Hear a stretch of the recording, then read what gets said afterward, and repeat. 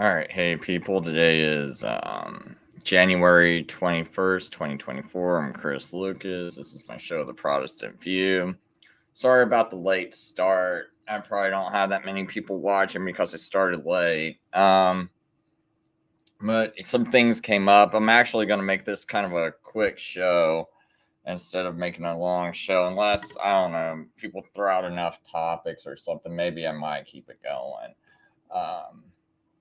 But I think it might be more beneficial for me to have just to make a few short videos instead of making a long video about various subjects. So, but one thing I did want to talk about was this thumbnail I made today. Oops, let me kind of enlarge it. Because for this show, I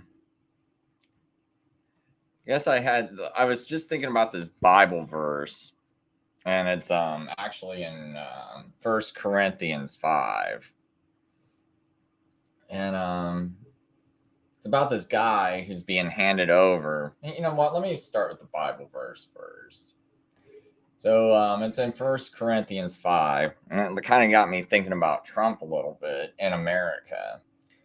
It says, "It is actually reported that there is sexual immorality among you, and a kind that is intolerable even among the pagans. A man has his father's wife, and you are proud. Shouldn't you rather have been stricken with grief and have removed from your fellowship the man who did this? Although I'm absent from you in the body, I am present with you in spirit, and I have already pronounced judgment on the one who did this, just as if I were present. When you are assembled in the name of the Lord Jesus, I am with you in spirit, along with the power of the Lord Jesus. Hand this man over to Satan for the destruction of the flesh, so his spirit might be saved on the day of the Lord." I'm just going to kind of stop it right there because the thing about this picture I made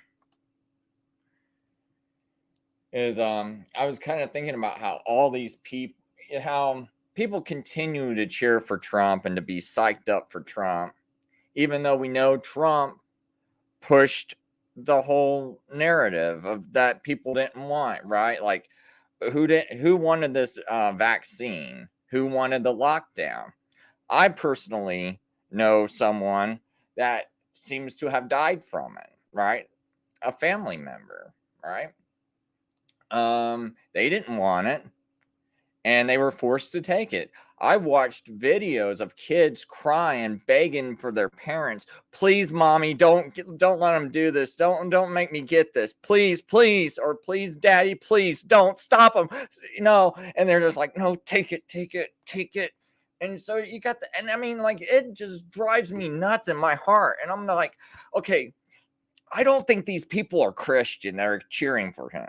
Because how could you watch these videos of these kids crying like that and be like, "Yeah, Trump, you did it, man. You're the one who caused this. Yeah."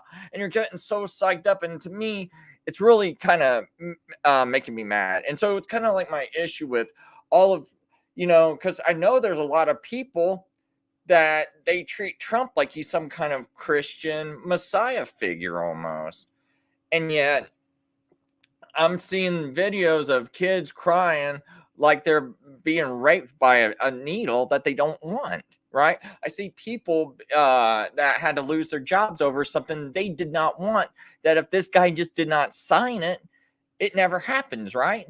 And plus, and some people go, "Well, they kind of forced him." No, they didn't.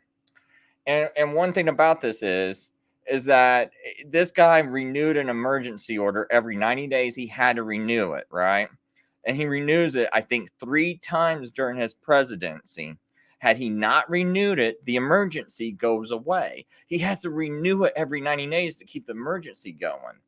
And I kept protesting, "Guys, we got to start yelling at him not to renew it. Tell him, you're in this now, Trump, in this." And people are like, "No, Trump's our hero." It's like, what? I mean, so it's really confusing to me. And I see all these people calling themselves Christians cheering for this man. And then, I got other people saying, oh, Chris can't judge other Christians. And it's like, I don't know. When I'm reading this text, it sounds like someone's being judged. It's like, okay, let me kind of finish reading this text, because I get yelled at by other people when I start calling these people out that are cheering for Trump, and I'm like, these I don't know, are these really Christians? Because I'm watching all these kids crying, I'm watching all these people getting hurt, I'm watching people lose their job, I'm watching our economy, like everything, the prices on the shelves of everything shooting up because we had this lockdown and we printed all this extra money for people to stay at home, right? And one guy caused all this, and one guy could have ended it all by just not renewing the emergency order. And now I watch all these people still cheering for him. Look, I'm not mad at anyone who voted for him the first time. Okay, you got fooled. But after like 2020 and you see everything that happened, how are you still fooled? You can't be like, well, I didn't know he didn't sign it. Who else signed it then? Who else signed warp speed? It wasn't Biden. And so it's like, but anyway, I guess another thing that's really bothering me is that when I get upset and I go, I don't want to call these people Christians that are cheering for Trump, and people will get judgmental with me, but I'm going to start reading the rest of this. It says, your boasting is not good. Do you not know that a little leaven works through the whole batch of dough? Get rid of the old leaven, that you may be a new unleavened batch, as you really are. For Christ, our Passover lamb, has been crucified. Therefore, let us keep the feast not with the old bread, leavened with malice and wickedness, but with the unleavened bread of sincerity and truth. And see, this is what I'm seeing, is that we got to get rid of this leaven, right? Because these people, this isn't truth they're embracing, and it's like it's actually kind of like malice and wickedness, and I'm calling it out. But other people are like, all these so-called Christian leaders are Christian. You can't call out their wickedness. We got to go along with it and support them and call them our brothers in Christ as they take and share for this guy. And I'm just like, and I'm kind of losing it, to be honest, man. Well, not losing it, but I'm just like, yeah, I'm getting real upset is probably the better terminology. And anyway, right here it goes, we can see this headline: expel the immoral brother. Whoops.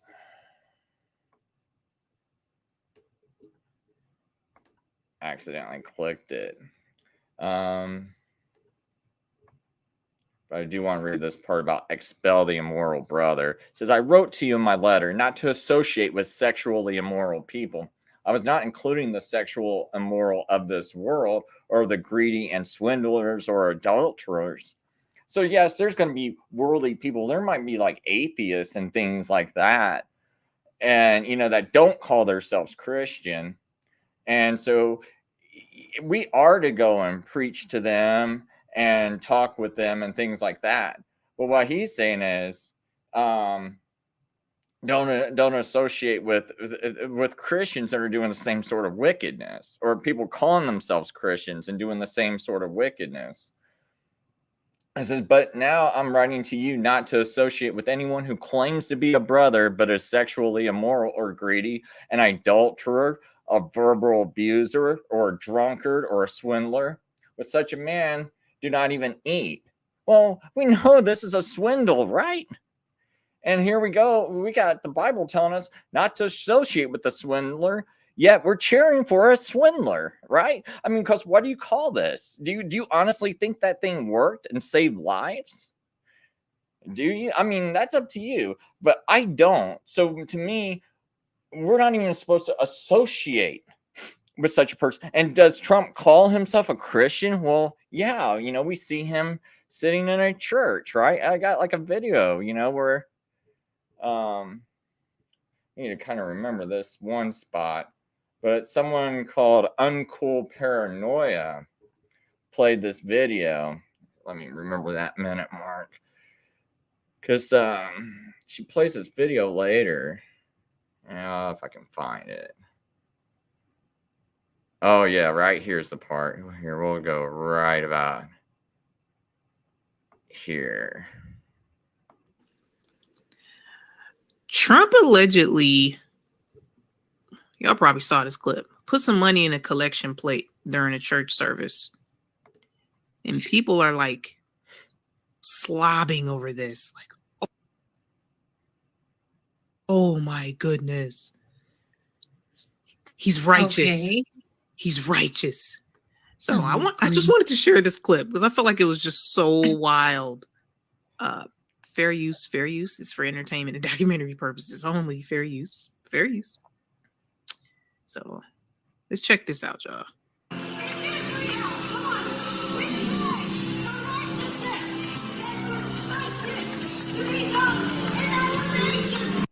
This is just a prophetic act. You can just put your hand to the right like this if you could. In your left hand, I see generosity. America has been very generous in the years before. But so there came a time when we did not know where all this, a lot of stuff went. But with your other hand as stewardship, we will be able to generate and have generosity. You may be seated. You know, today, some of you don't know this, but I don't know if they have a picture of what's going on. That's the text to give.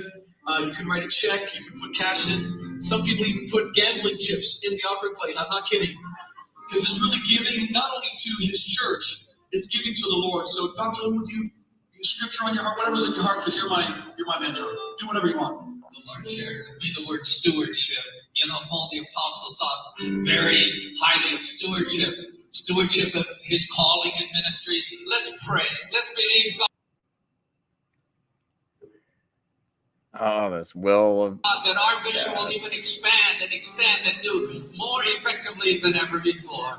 Father, in Jesus' name, I thank you for the privilege of being part of this. It's gotta suck to have the job where you actually have to sit there and stare at celebrities all day. Like somebody just sitting there with a camera just staring at this dude. You ever think about that? Seriously. like wow. Like, ugh. Imagine that kind of life. Okay. We're getting to the point, y'all. This great work right here at ICLV. And the buckets are going to go around the aisles. Go ahead and give as the Lord leads your heart.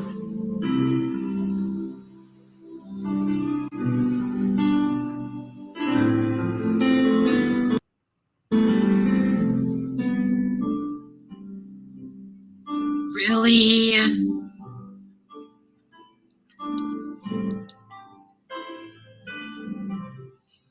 I long to see you, stay you are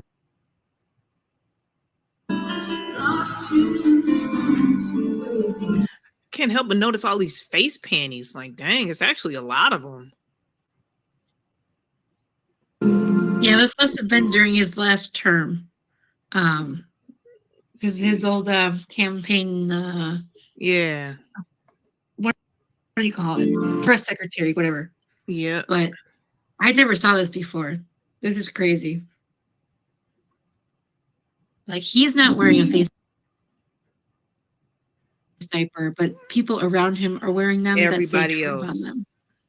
Everybody like else. Some people are like, yeah, they're saying Trump on them. Like, what's happening? Oh.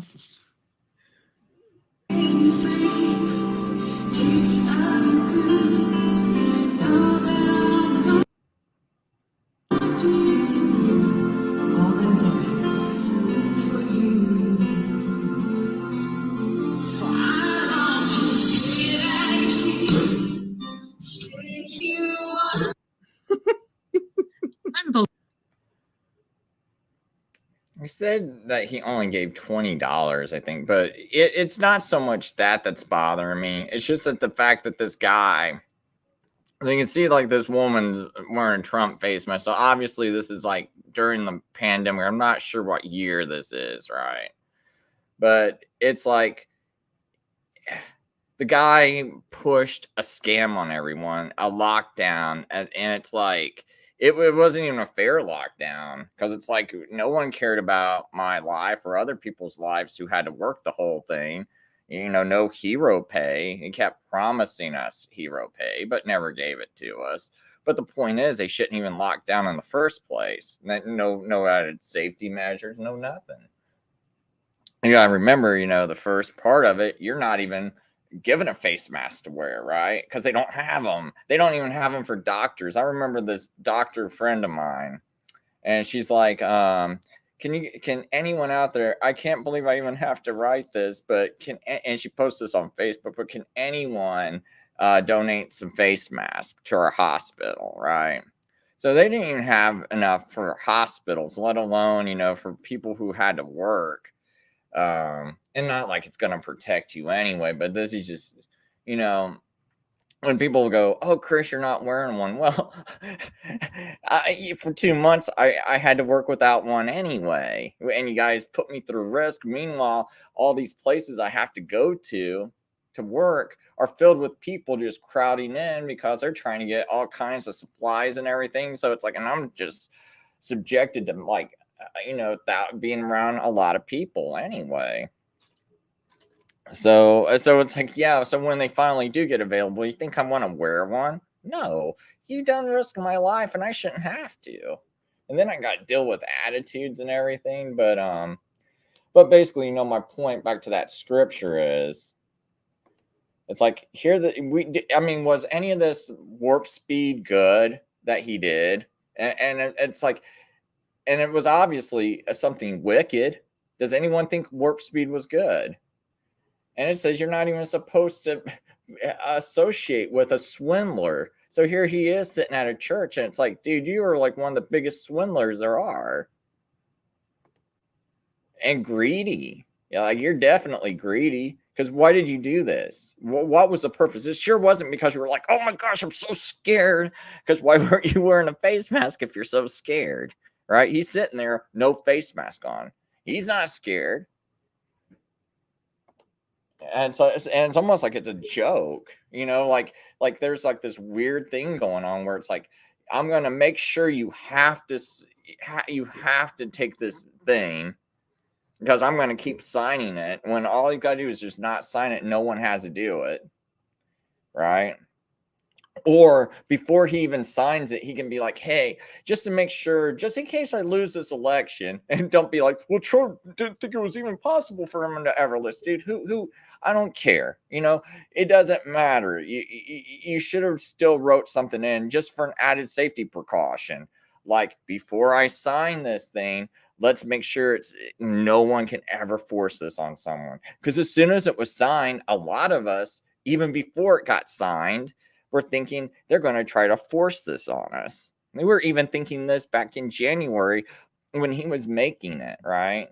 Because he was working with Moderna ever since January of 13th of 2020. And even his daughter, Ivanka, tweeted that out. Hey, just be happy. My daddy's been working with Moderna since January, or maybe it was January 11th of 2020. I repeat, January 11th or 12th of 2020. Just be happy. It's like, okay, so we were all scared ever since then, right? And we knew if they ever created this thing, that it would be forced on. So before he signs warp speed to authorize the money for it and everything, you should have wrote in it, this can never be mandated. Or when he was pushing it right at the end, in September, when they were right before it was supposed to go out to delivery, he's got to sign more stuff. He could say, hey, this can never be mandated. Never did do that. So, I think he's worse than just a swindler and and greedy. I think he's also a murderer. And here now we got all these people calling themselves Christians cheering for him. And now I do understand why I don't want to call these people brothers. Like, yeah, I think if you're a Christian and you're still cheering for this, you're not really a Christian. I'm not going to call you a Christian. And it says not to associate with anyone. So not to associate, that's kind of like, oh no, they're a brother. Well, I'm not even supposed to associate. So why would I even call you a brother if I'm not even supposed to associate with you? Like, if someone's my brother, shouldn't I be able to associate with them? But I can't associate with them even though they're a brother. So that's why this is a little bit about why I wonder, because it says, in this verse, it says, hand this man over to Satan for the destruction of the flesh, so that his spirit may be saved. Well, could it be saved without handing him over? Isn't like once saved, always saved true? Right? So this is why you don't see me 100% teaching like once saved, always saved. Now, am I teaching work salvation? No. I teach just salvation by faith, and I just believe you have to maintain faith, which means you have to actually keep accepting reality and keep accepting that, everything that Jesus says is true as it's revealed to you. I'm not saying that you have to know every single part of the Bible perfectly, but you shouldn't be rejecting truth as it's revealed to you either. I think there's a problem there too. So no one has to know the Bible perfectly. No one has to be obeying the Bible perfectly to be saved.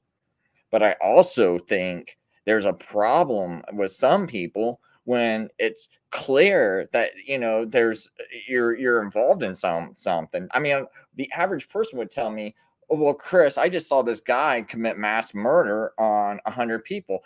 They can't possibly be saved." Yeah, I would think so too. They might not be, right? They just went out and killed 100 innocent people with a machine gun.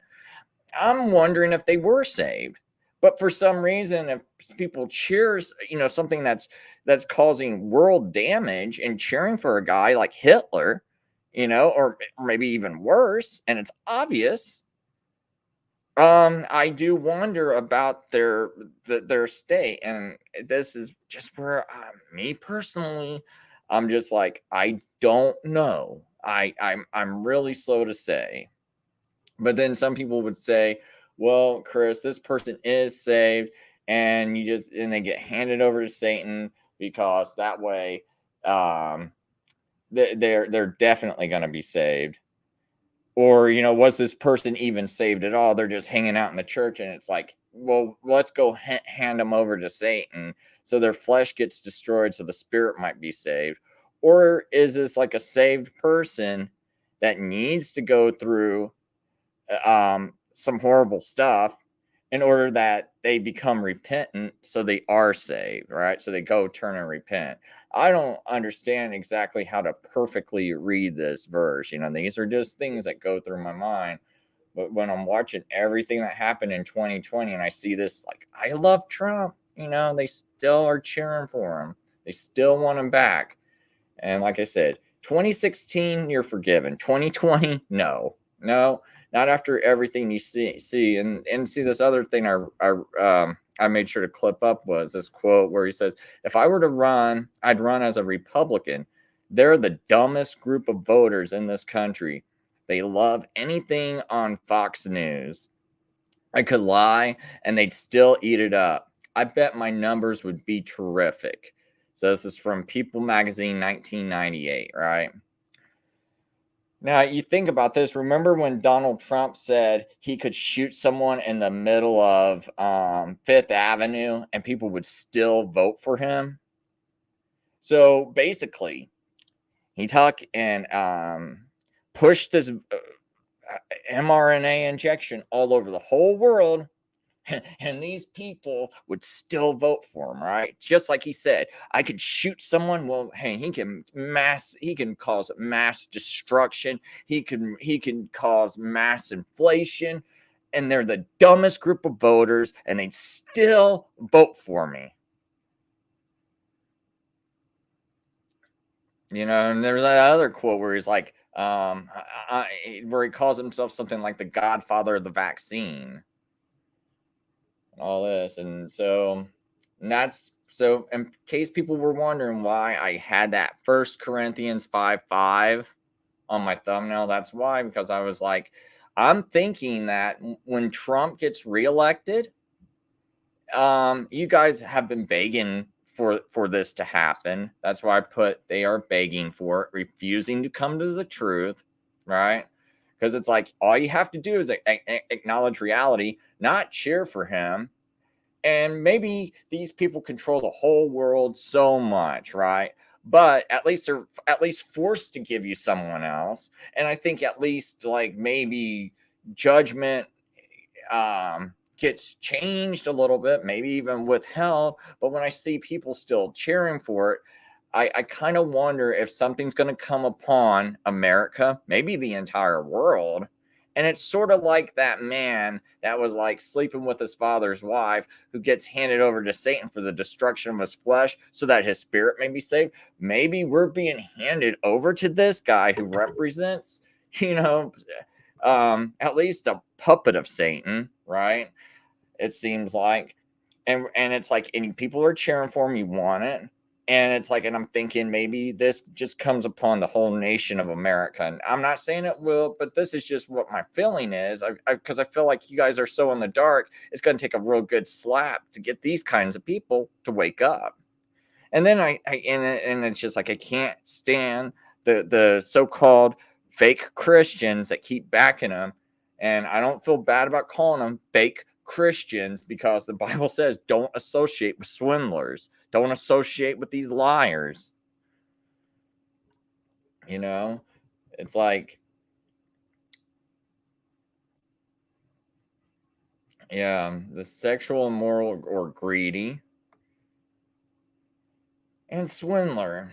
You're not even supposed to eat with such a man. And then here they are having church service, wanting them at their church service, begging them to come to their church service. And Paul goes on to say, what business of mine is it to judge those outside the church? So, hey, maybe I'm allowed to, if these people are inside a church, or at least claiming to be Christians and claiming to be inside the church, I guess we might have business to judge these people inside the church, right? Because it says, are you not to judge those inside? God will judge those on the outside. Expel the wicked man from among you. So instead of expelling the wicked man from among us, we're cheering him. We're having parades for him. And to me, this is just like these people, if they are Christians, they are saying they are delusion, right? They are in some kind of mass delusion, and they're like, I want to give into it. I'm cheering for it. I want to give into it. I want this. Because it's like, if you didn't want it, why would you cheer for it?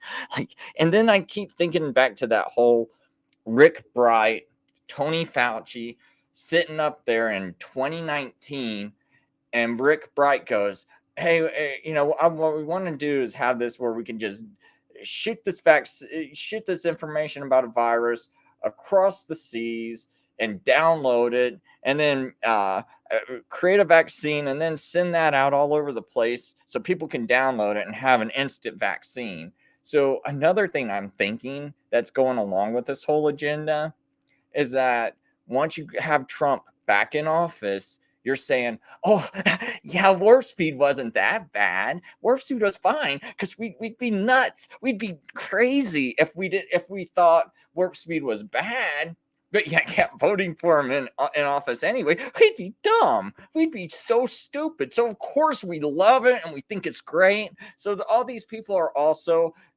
basically propping up the agenda, saying the agenda's great. We want more of it. Vote Trump. Vote Trump. Trump's number one. We want Trump, right? So they want this guy back in, and now Trump can sit there and be like, yes, my warp speed was great. I did it. I really did it. And it's great. And I saved the world. And you guys obviously agree with me. You agree my vaccine's great, because you wouldn't have voted for me. You'd be stupid. So now the next time they want to roll this out, they can roll it out faster. Now it can be that downloadable vaccine that they wanted. And that's what I want. And don't forget this mRNA. You don't have to create the body just to make some what is it? Partial piece of a virus. You can program it so your cells create some other things. Like maybe they could create certain chemicals, certain hormones can be expressed by the cells, right? They can do it so the mRNA gets into certain cells and tells those cells to express something else, right? So it goes and it creates, because that's how that whole thing works. Gets inside the cell, feeds it instructions, and what the cells were supposed to do was just spit out a spike particle, right? And just a little piece of a spike particle and then it was supposed to look like COVID, and then your body attacks it and it builds up an immunity. But why couldn't they make it to where it creates something else? And now, if they say that technology is so simple that they could rush it and bypass bypass some tests, rush it out super fast. Basically, they bypassed animal testing. If you watch one of my other videos, I prove that, where they say, and it's from their own websites, says they ran human trials parallel to animal studies, right? So that means they tested it on people at the same time they tested it on animals, the exact same time. So there was no animal testing prior to it being shot in the first human. They did it at the exact same time. And so if it's safe enough to do that for the first time supposedly ever, why can't they do it faster? So so those are just my thoughts. I am supposed to be running for Congress in Indiana. I need to submit that paperwork in though. Weather's been bad in Indiana, so I didn't really want to fight the bad weather. Just because it's cold, basically. But next week's a different story, so I plan on doing that. I don't know if anyone wants to come on. I can maybe let the show go for about another half hour if anyone wants to come on and say anything. If not, I'll probably just call it a quick show, because I think I'd rather make some other videos about some other topics and just make a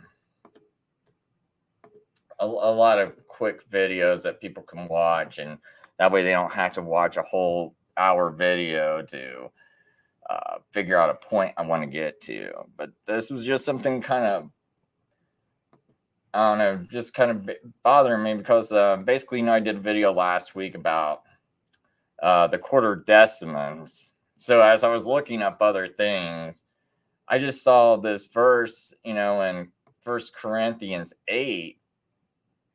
1 Corinthians 5:8, where it says, "Therefore let us keep the feast, not with the old bread leavened with malice and wickedness, but with the unleavened bread of sincerity and truth."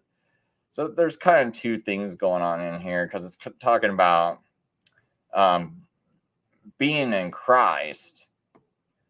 And I think like this keep the feast is kind of like some deeper meaning about being in Christ and everything that feast represents, that Passover represents.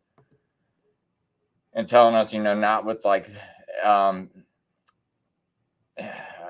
guess not the way like we would do it without the faith in Christ, which would have been leavened with malice and wickedness, but with unleavened bread of sincerity and truth, where we're seeking the truth.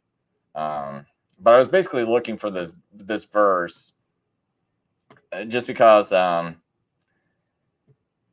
I did that quartodecimal video last week, one of the things people think is that, oh, well, all the Sabbaths are done away with and everything. But I was like, well, we still see them keeping Christ has long been crucified, and right here it says, "Therefore let us keep the feast," right?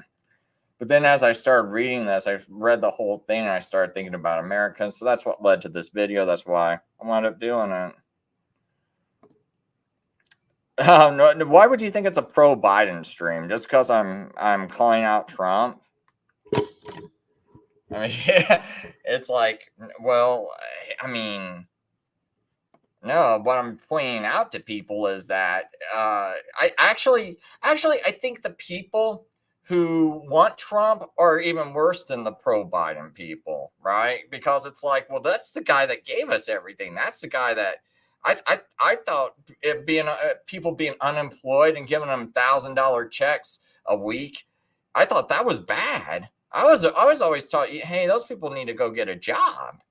I was never taught, oh yeah, it's fine to just live off of other people, right? When I grew up, but here's Trump embracing it, right? With this $1,000 stimulus checks every week. Who's that coming from? Oh, I remember I had to work, right? I had to work the whole time. Did I get anything? Yeah, I got something. I got my grocery bills nearly doubled because you guys wanted to stay at home and just collect checks and cheer for this guy. And as he did what? All right. So, I mean, I would say no, it's not pro Biden. But I mean, what I'm doing is I'm saying, why are we cheering for the guy that seems to be doing all the things that we would yell at Democrats for doing? Like, what if Hillary, let's say Hillary would have tried to do the same thing? Would we be like, yeah, Hillary, Hillary? I mean, would you be like, oh wow, you're Chris? I see you don't like Hillary. So are you pro Biden? You know, well, it's like if Hillary did all this, we would have been mad at her. I don't understand why we're cheering for Trump. I mean, just flip it over. Let's pretend like Hillary won. Now there's this, and let's say she did every single thing Trump did, including warp speed, including the lockdown. Are we still going to be? Now, I'm just saying, most people would be like, wow, there's something wicked going on. But for some reason, oh, Trump did it. And now it's suddenly just like that quote of him. Remember, he said that quote. If I were to run, I'd run as a Republican. They're the dumbest group of voters in the country. They love anything on Fox News. I could lie and they'd still eat it up. I bet my numbers would be terrific. And see, and he's even on Fox News saying, if I wasn't president, you wouldn't have had a vaccine. So, and you know what? That's true, because we would have fought Hillary, right? We would have been like, no, Hillary, we are not tolerating this. This is a scam. Prove it, man. Prove that this thing is so deadly. Prove it. But with Trump, it's like, oh, it's got to be deadly, man. Where's that face mask at? You know, everyone's putting on their face mask and cheering Trump and like, oh, you're saving us from this deadly virus. And it's like, dude, are you kidding me? Can someone sober up? Because you see, but we know that's true what he said, because if Hillary did it, you people would be sober up. You would be thinking. You'd be like, oh gosh, this is bad. Oh, Hillary, and if I was to say, oh no, Hillary's, the Republicans are making Hillary do it, or the other Democrats, you'd be like, well, no, she could have not renewed the emergency order after 90 days, right? So if she doesn't renew the emergency order, it goes away. And this dude had at least two chances to do it. I think in, what was it? Was it June was one of them, and then October. So I know these two dates. I'm pretty sure about these two dates. It was June and October. He had a chance right before. If he just did not even go to work, it doesn't get signed. Guess what, kids? You don't get warp speed, right? Like I said, I watch a lot of videos where kids are crying, begging their mommy, please, or daddy, please, I don't want this. Don't make me get it. And they're sitting in the doctor office with their kids, and their kids begging, crying, saying they don't want it, right? But you guys are cheering like, give it to that kid. Because you got to admit it, because he's the one who gave it to you. So you're the ones who did it to the children, right? And then it's like, and I hear some people saying they're having problems sending their kids to school because guess what they might want to do?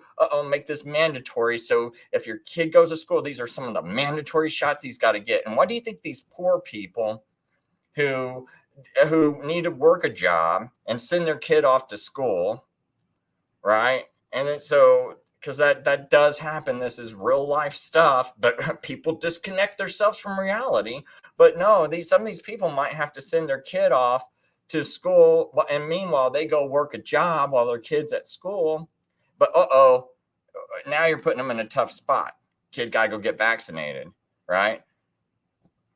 So I mean, and I'm the one that's like, no, we can fight this, but everyone else is like, no, we can cheer it on. And so, and it's just kind of like, it's really upsetting me. And then these same people want to call themselves Christians. And I'm like, no. And then people, like I said, it's like a vicious cycle, because then I'm like, well, no, I'm not going to call them Christians. I feel like I have all these Bible verses that say I shouldn't call them Christians. And then people get mad at me for saying, oh, Chris, you're not calling them Christians. You're a horrible person. It's like, and I don't know. I'm like frustrated, because I'm like, I tried to run for office 3 different times, right?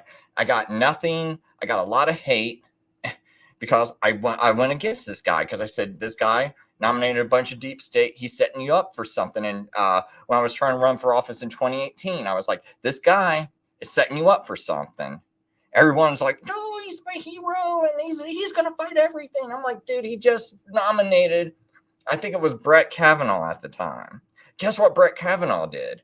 Oh, he's the one who looks like he sabotaged the Vince Foster investigation, right? Guess what that would have done? That would have put Clinton in jail.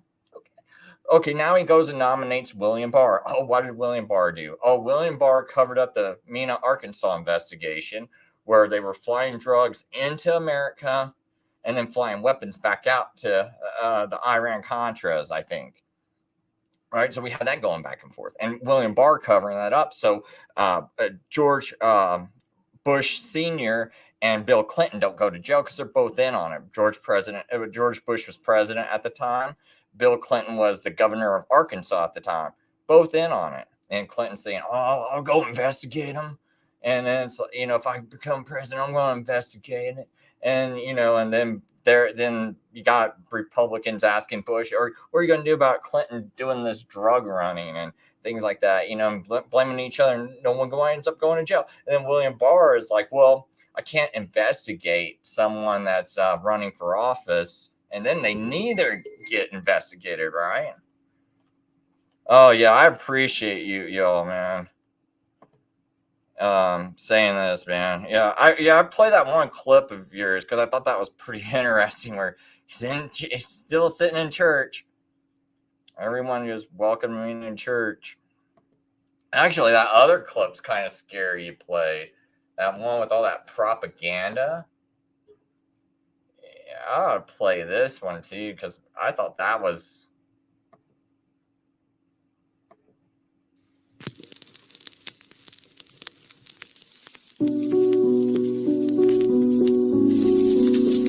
And on June 14th, 1946, God looked down on his planned paradise and said, I need a caretaker. So God gave us Trump.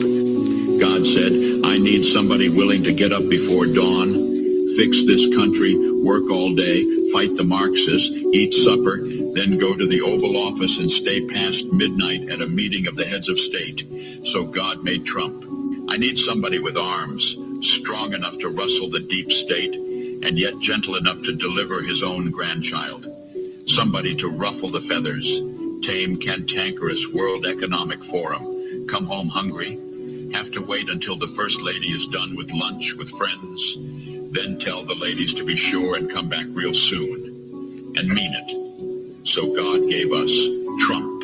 I need somebody who can shape an axe, but wield a sword, who had the courage to step foot in North Korea, who can make money from the tar of the sand, turn liquid to gold, who understands the difference between tariffs and inflation, will finish his 40-hour week by Tuesday noon, but then put in another 72 hours. So God made Trump. Oh gosh, man, I can only take so much of that. But man, it's just like watching that type of propaganda going on even after what he did. Like, God made Trump. Which God is your God? Like the devil? Like, I mean, how is this? Like, you know what? I want to play. I'm going to play this one clip. It's. Oh, if it would only. It would have to freeze up.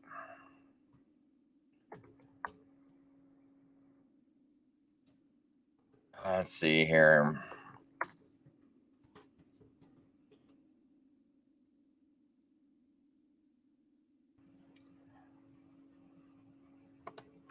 Oh man, maybe I can't find it.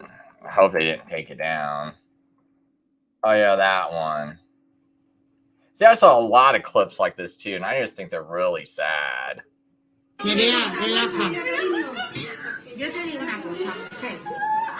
She doesn't want this, obviously, right? This is almost kind of like rape. I'm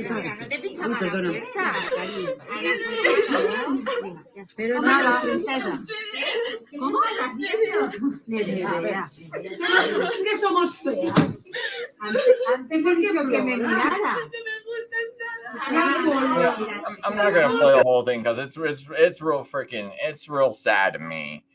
Like this is the kind of stuff that just makes me so mad. And so whenever I see these people cheering, for Trump, I always think of like people like this girl right here, right?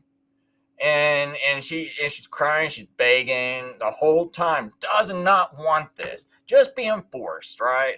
And some of these people I know, it appears they might have got hurt from it, right? I'm kind of doing this on YouTube. But people know what I've said about my sister and everything. She didn't want to take it. And where is she at now? Well, she's underneath the earth, isn't she, right? So, little mad, right? So, and then you have these people, oh, I'm Christian, and yay, Trump, and it's like, you caused this, okay? Now, I'm not mad at you, but what I'd like you to do is just repent. Wake up a little bit and repent, right? And don't be hating me when I'm running for office, Like, it doesn't hurt to subscribe when I run for office, right? But no, I mean, I got 31 subscribers on my Chris Lucas for Congress channel on YouTube, and it's a little upsetting to me. And it's like, all I want to do is, and people go, well, what's one man gonna do? Well, guess what? One man can sit there. What if I was in office, and let's say you guys would have, instead of hating on me and telling and saying all this crap to me, what if people would have supported me as I tried to run for office in 2018? And like, you know what, Chris, you got a point. Someone needs to be up there and at least at least point out that, oh, these guys are some bad guys you're nominating. Now you can be like, oh, they tricked Trump. I thought Trump was playing 4D chess. So people on one hand will tell me this dude's playing 4D chess. On the other hand, they'll tell me, oh, he got tricked. But he's so brilliant and we need to vote for him again. But he got tricked all the time. The Democrats are tricking him. Everyone's tricking him. Or he's got the goods on these evil people he's promoting, and he knows what he's doing. And obviously, I don't know. I didn't see the good results behind it. Where's all the good that William Barr did and Kavanaugh did and Amy Coney, who sided with the vaccine mandates? Where is all this good? And I sat there and I was like, this is what they're going to do before they even got picked. I was like, this is what these people will do. Right. And so here I am, I'm running for office, and it's like, I mean, one guy, if I was there in 2020, I was watching all this stuff going on in China. In fact, I actually was scared I thought this might have been a real virus because when it first happened in December, I'm talking December of 2019, I had some video, right? And I was sharing it, and I was like, hey, look at what is happening in China, right? And I'm like, it's like, why isn't our news talking about this? I said, I'm watching these people on this video, and it looks like there's something crazy going on in China. But our news wasn't talking about it. So I thought, man, maybe they might be covering it up, right? So I'm trying to share this. But then I'm like, okay, more people are starting to talk about it, but why aren't they doing anything? And then I'm like, shouldn't we have like a lot, like, lock our borders down, right? But I'm saying this back in January, the first week of January. I'm like, why don't we lock our borders down? Why aren't they doing this? They're just treating this like nothing. And then you got all the Democrats. And I would play that part where, remember, Nancy Pelosi was like, no, don't shut the borders down. And Bernie Sanders, they asked him right in the middle of a Democrat primary. I think it's in February of 2020, before they locked anything down. It's like, hey, Bernie, do you think they should lock the borders down for COVID? And he's like, no. Yeah. Bernie was like, this is just a cold, and all these guys in New York and all these Democrats in New York, oh, it's just a cold. Come out to our Macy's Day Parade and in New Orleans and Louisiana. It was like, no, come out to Mardi Gras. It's fine. Everything's cool, right? They were like, they were the ones downplaying it. But Trump was the one that was like, oh, no, we better create a vaccine. And he said that in January. So Trump was the one panicking, right? It was the Democrats that were saying, oh, it's just a cold. It's just a cold. It's nothing. You guys are making too big of a deal out of it. And, I can't play the video, but for people who doubt what I'm saying, there's this video called Democrats Give Dangerous Corona. Oops, there we go. So I can't play this. I will drop it down in the link if someone wants to play. If someone wants to doubt what I say, right here is all these Democrats. They can go to that webpage and they can play these clips of these Democrats going, "Oh man, this is like this isn't nothing." If I was on just one of these other channels, I'd go ahead and play it. But yeah, this was done on April 14th of 2020, right? But what they got is all these old clips between February and the first week of March. So all the way up to the first week of March, like almost right before Trump shuts things down. Oh, actually, this might have oh wait, no way. They took it down. Oh, I think they took the video down. Oh my gosh, really? Yeah, it was right here. Oh boy. Well, you know what? I'll find whatever old video I played it on. It'd be one of my Trump videos I did recently. If you look at it, you'll have to kind of search through it. It's going to take me a while to find it. But I did not realize that they took the video down. It was right here. And they had all these little clips of Nancy Pelosi and other Democrats. Oh my gosh, that thing was like gold, man. Because I loved playing that and watching people's reactions, right? Where it's like, what?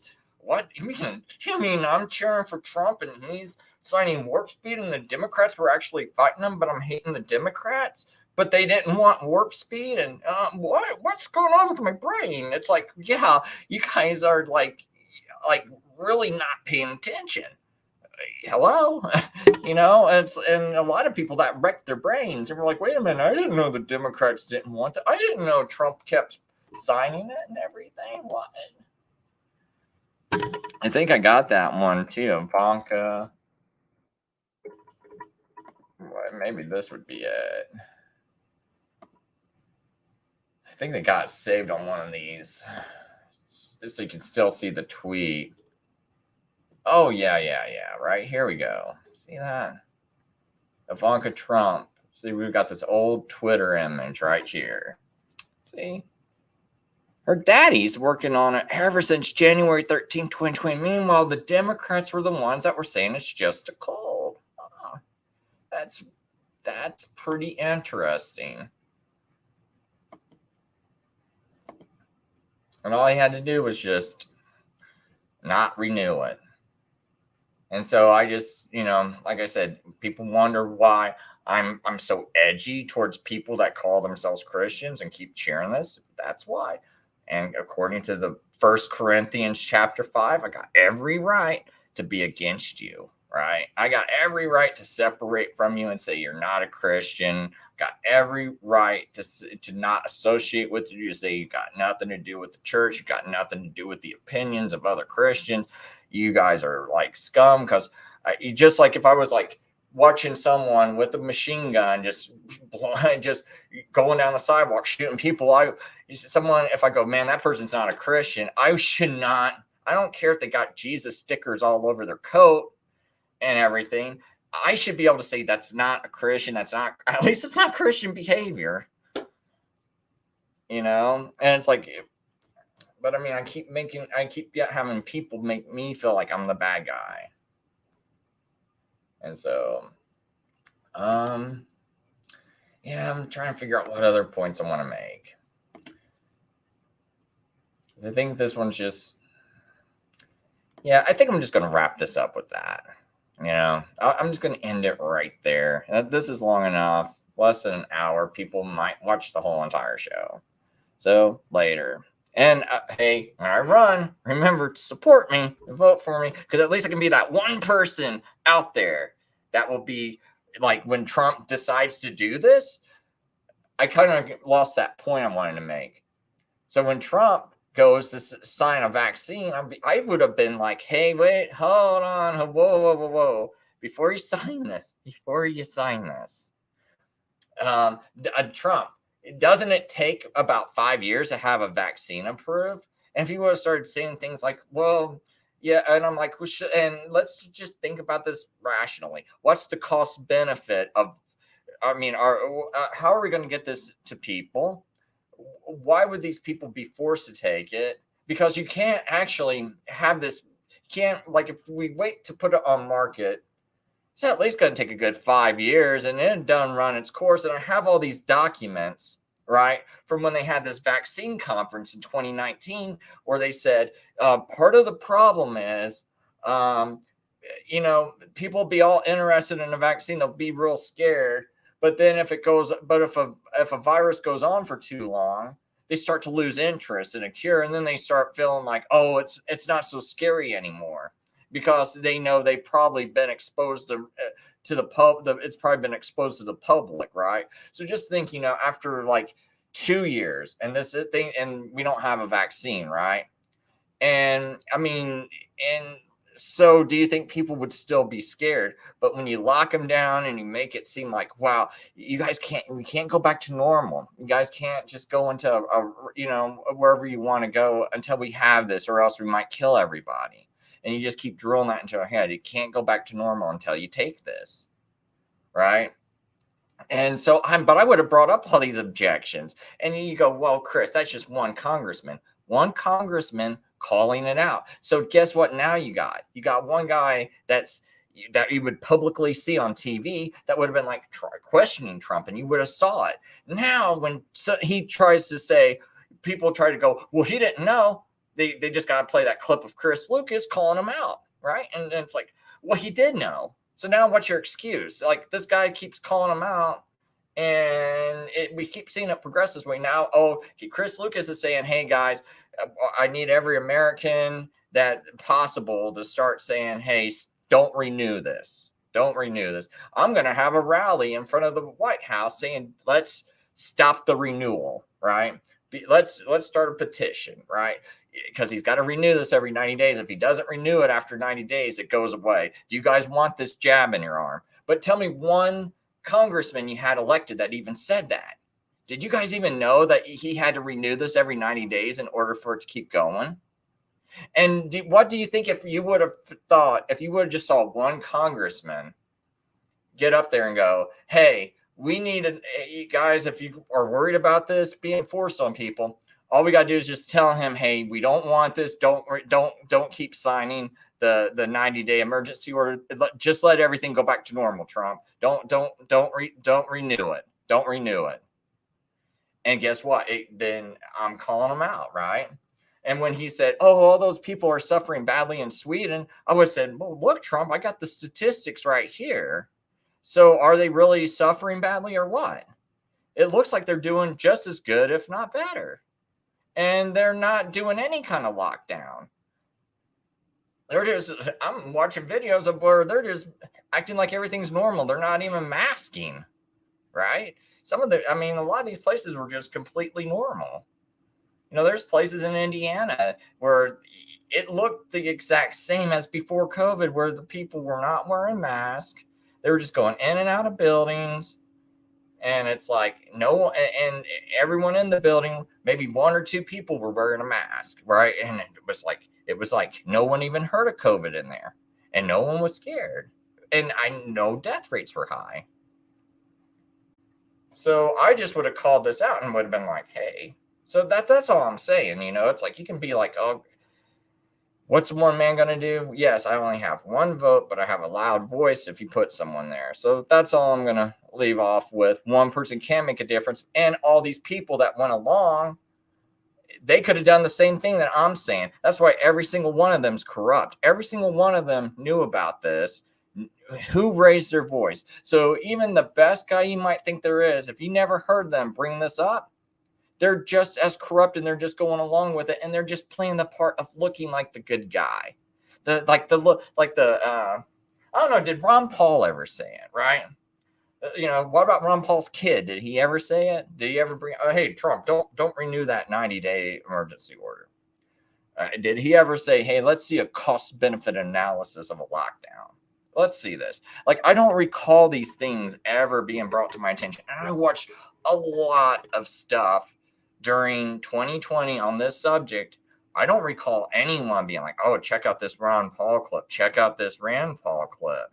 Let's look at what they're saying. Now, maybe there's something out there that escaped my view. Maybe I didn't see it. Or what other senator, congressman was calling this. I actually got something from Mike Braun. You know what? Here, I'll leave off with this if I can find it real quick. Let's see if I got my call to Senator Braun that I can find.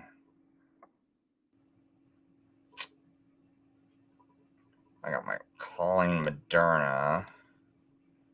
I'm trying to find my call to Senator Braun.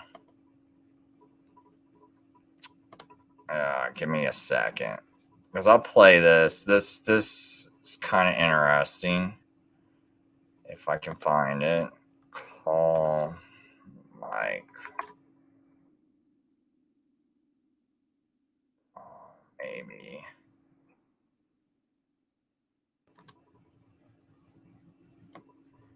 Well, I don't know if I'm gonna have to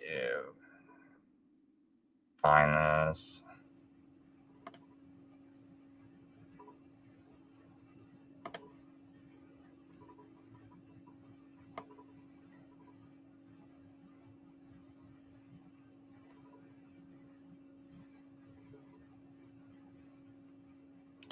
Okay, I think I might have it on is Odyssey.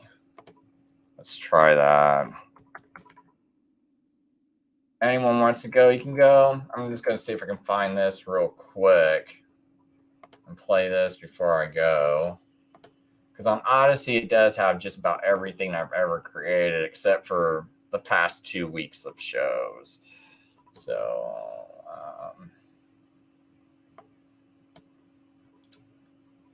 let's see here. Oh, this probably would have been like 2 years ago, maybe. But yeah, and I do have like this clip. I got this on because where I got like Donald Trump in the it's actually the 2015 Republican primary. You know what? Maybe I'll play this while I look for it. Experts still encourage getting a third shot with the current mRNA vaccine. So I'm going to play over a longer period of time. Oops. What?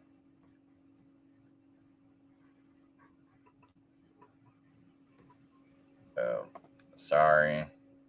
Experts still encourage getting a third shot with the current mRNA vaccine. The main benefit is just from boosting. So boosting jacks up the antibodies, which protects against all of the variants, including BA.5. The federal government recommends a booster 9 months post your last shot, but it isn't a hard and fast rule. Some provinces now say 5 months is long enough. And if you're young and healthy and are hoping for a fourth dose, experts say the best defense is one that is timed. You want your highest protection from the vaccine, which is within the first few months after you get a dose, to be at a time when virus is highest. Over the age of 50, living in long-term care or Global News, Toronto. To that part. This is really going around now. They have to get their shot. I am totally in favor of vaccines, but I want smaller doses over a longer period of time. See, that's kind of exactly what you got today, right? So that was the 2015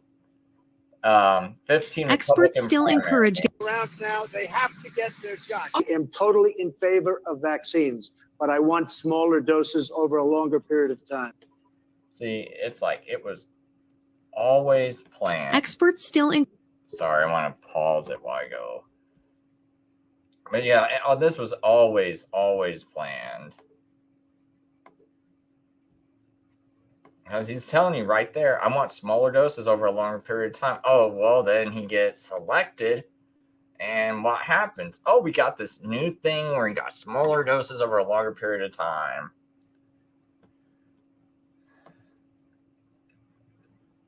Oh gosh, man. I can't remember how far back this is. Because I called Mike Braun in 2020, but I think I still did like a recent show where I played the clip. Actually, I might have it on might be on a.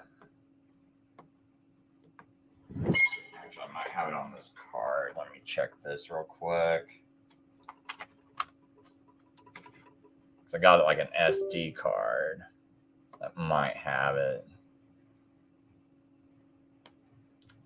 But I just kind of want to show you something because it's like I knew that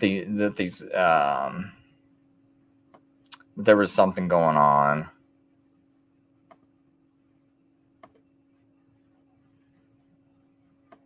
If I can just find this. I got so many files I got to get through.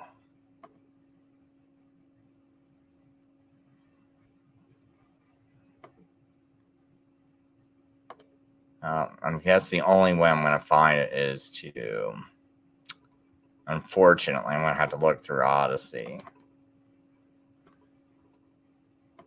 So I'm not sure what card file it's on. But there's a call where I just call up Mike Braun, I call up my senators. One of them, let's see, who was it? Was it Jim Baird, or was it? Might have been Jim Baird. I can't remember that guy's name off the top of my head. But one of them, what I did was I called up Mike Braun, and I was mad about him being supportive of Amy Coney Barrett. And I was like, really? We got to have another Catholic on the Supreme Court. Why can't we put a Protestant on the Supreme Court? And I think I brought up something about her being for the her supporting the lockdowns. And I was like, can we is there any way we can just get someone else who doesn't support the lockdowns and who isn't a Catholic? Because it seems like all the Catholics are going along with the agenda. And I brought up the Pope and these Catholic magazines that said, oh, we got a 200-year history of supporting vaccine mandates, and we were the first to do it. Right? That's what they were saying. They were bragging about this in all their Catholic publications. So I got upset with Mike Braun. And then one of the House members of Indiana decides to talk to William Barr that same day. So like 4 hours later, I'm reading a news piece where one of my congressmen from Indiana,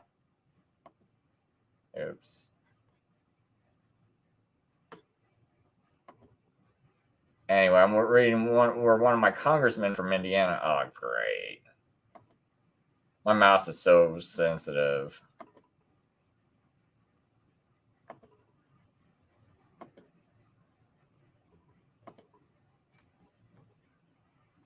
But anyway, I'm talking to I'm reading this article, and it says like some representative from Indiana asked William Barr to investigate anti-Catholic bigotry, and it was on the front page of a news article. In fact, I could probably I might be able to actually find it in the same video I'm looking for without having to.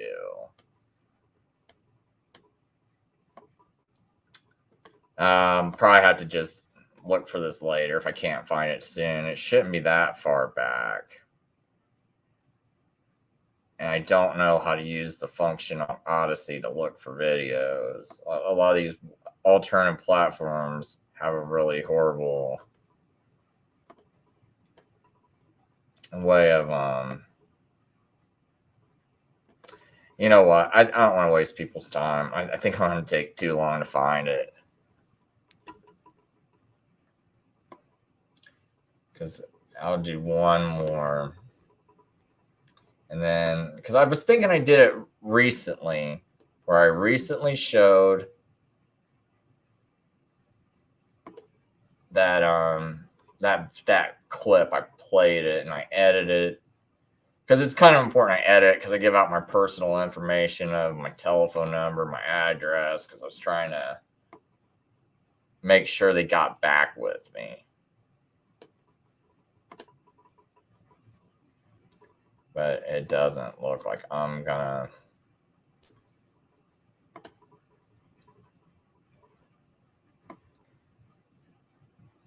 Yeah. Well, I might be getting close, and this kind of looks like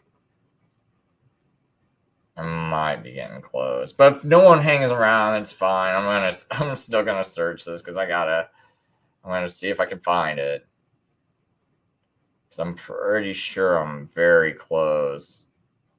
But right here's a video too where and this got me thrown off of YouTube, just this one video alone.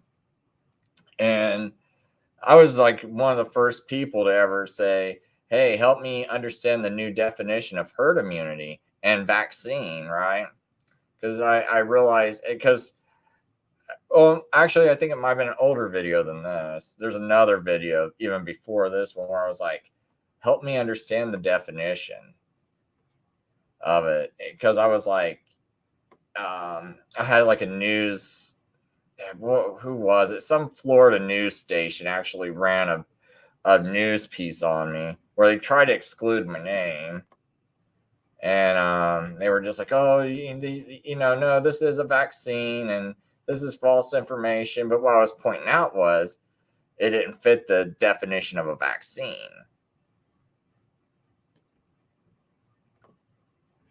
And I was kicked off YouTube, and I just remember those people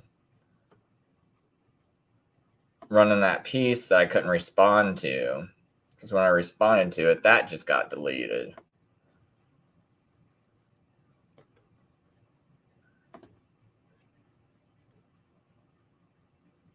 And then what's so weird is when I tell people this stuff, what gets frustrating to me is, oh yeah, it was WZDX News. They were the ones that were trying to argue with me about my vaccine definition being, me pointing out that the definition of the vaccine has been changed, right?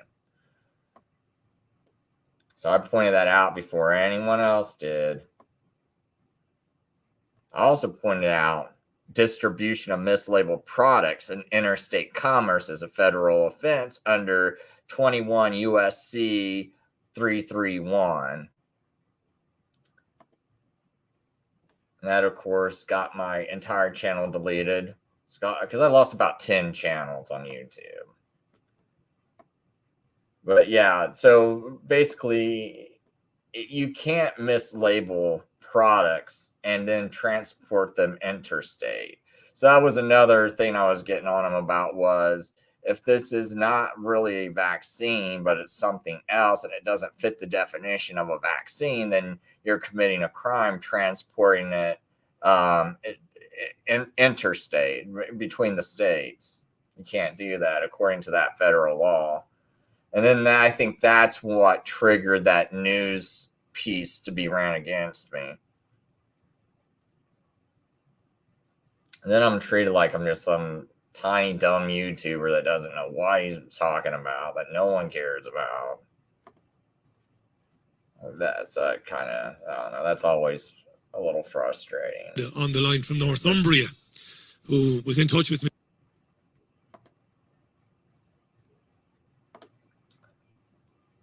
Man, I'm sure that this was like right around here.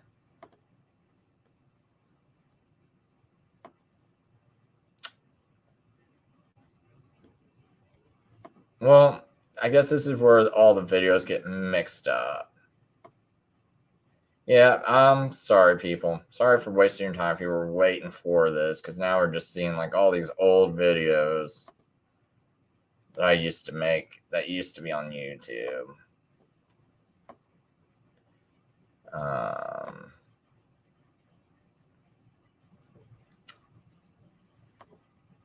Yeah, because when I transferred them all from YouTube to here, it just kind of got mixed up, the whole order. Oh, that's when I ran against Mike Braun. See, right there was my little ad 6 years ago, as you can see. Well, it's more than 6 years ago. I uploaded this 6 years ago. Or wait, maybe it was 6 years ago. Oh yeah, 2018. Yeah, that's right. That's right. I was trying to run against that guy. Same guy that went and I made that call to. So anyway, what that call basically was me calling Mike Braun in September of 2020 saying, hey, we need to go investigate these two places where we think a possible rigging went on in the Republican primary, because that way we can have proof for when they rigged the national election that that there's been evidence of prior tampering. But we're not just doing it just because we're going after Democrats. We're also going after Republicans, where it's happening in Republican primaries. We're just trying to clean it up overall, right? And see, I know Mike Braun's a piece of garbage, right?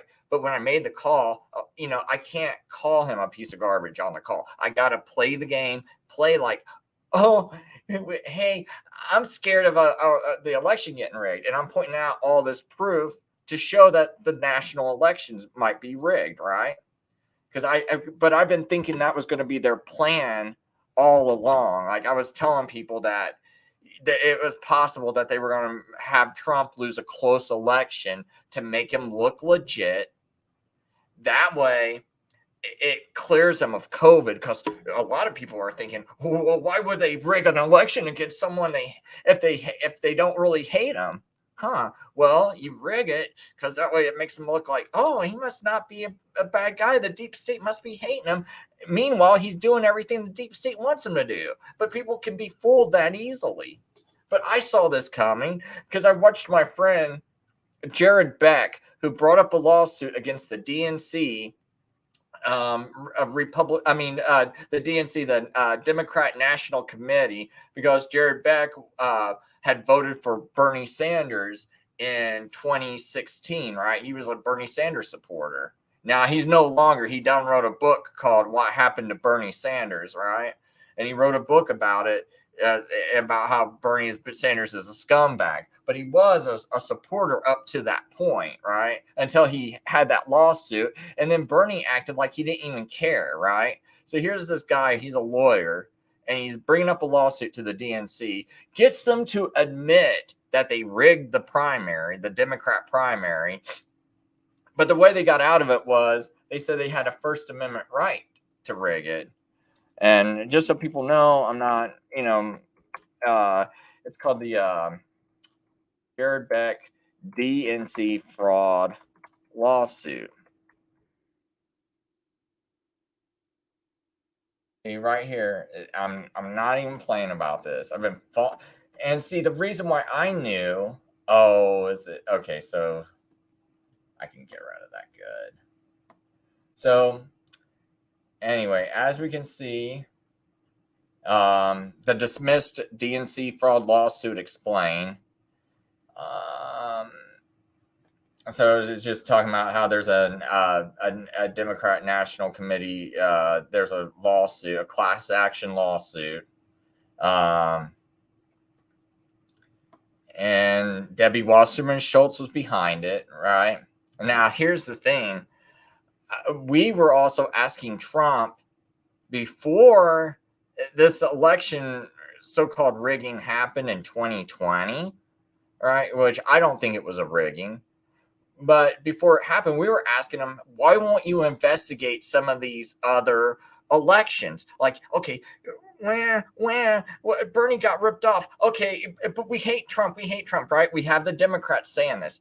Now, here's a real easy thought. Easy thought. Anyone should have thought of it who has any kind of political sense.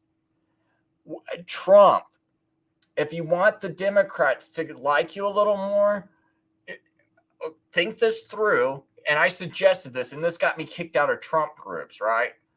Because they were like, Chris, Trump's too smart. Trump's so smart. He knows what he's doing. I'm like, no, guys, let's have him investigate the rigging that went on in the Democrat primary in Florida, where Debbie Wasserman Schultz was running against this guy named something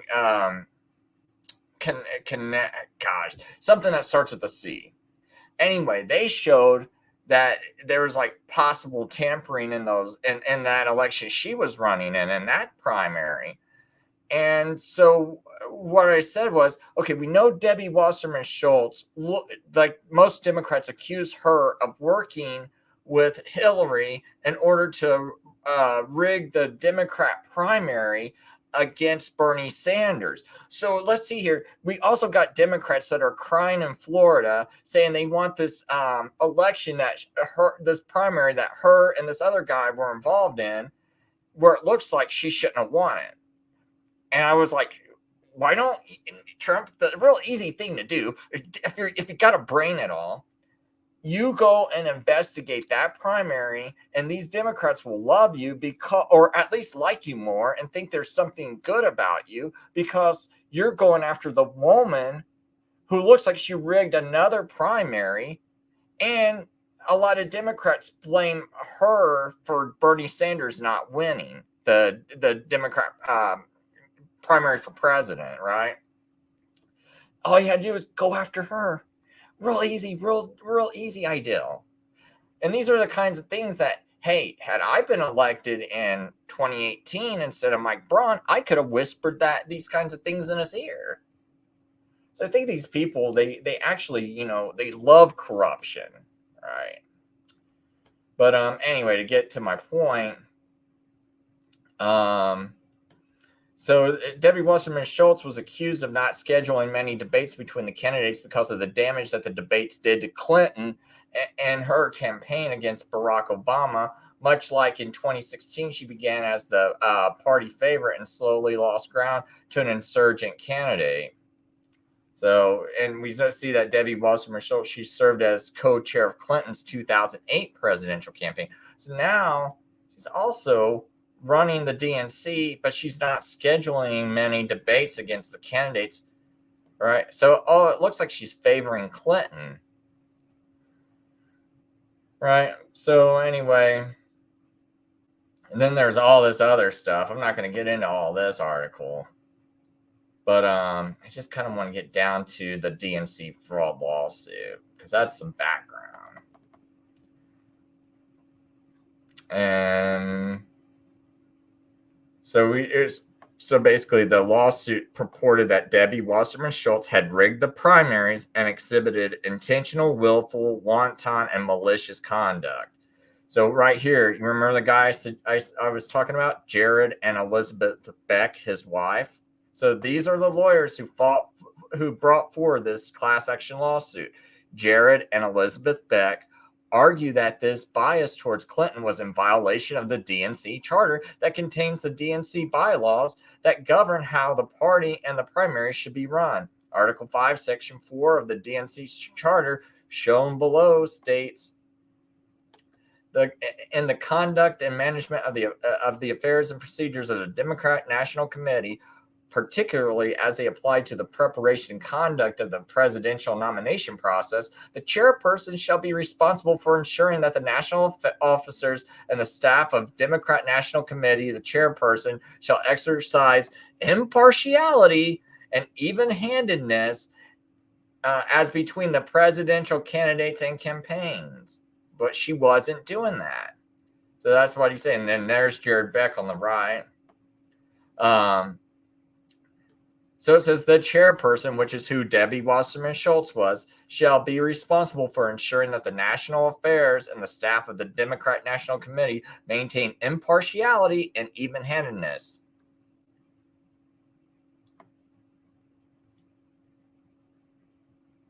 So, how did they...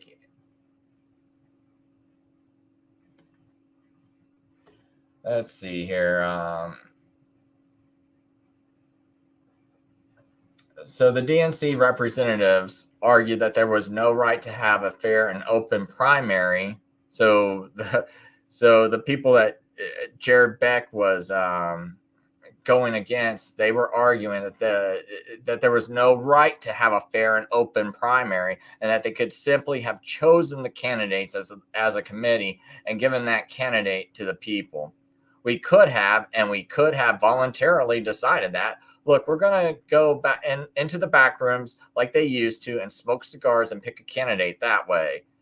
That's not the way it was done, but they could have, and that would have been their right. There's no right to not have your candidate disadvantaged or have another candidate advantaged. There is no contractual obligation here. It's not a situation where a promise was made that is an enforceable promise. And I think what they did was they claimed a First Amendment right to rig the primary.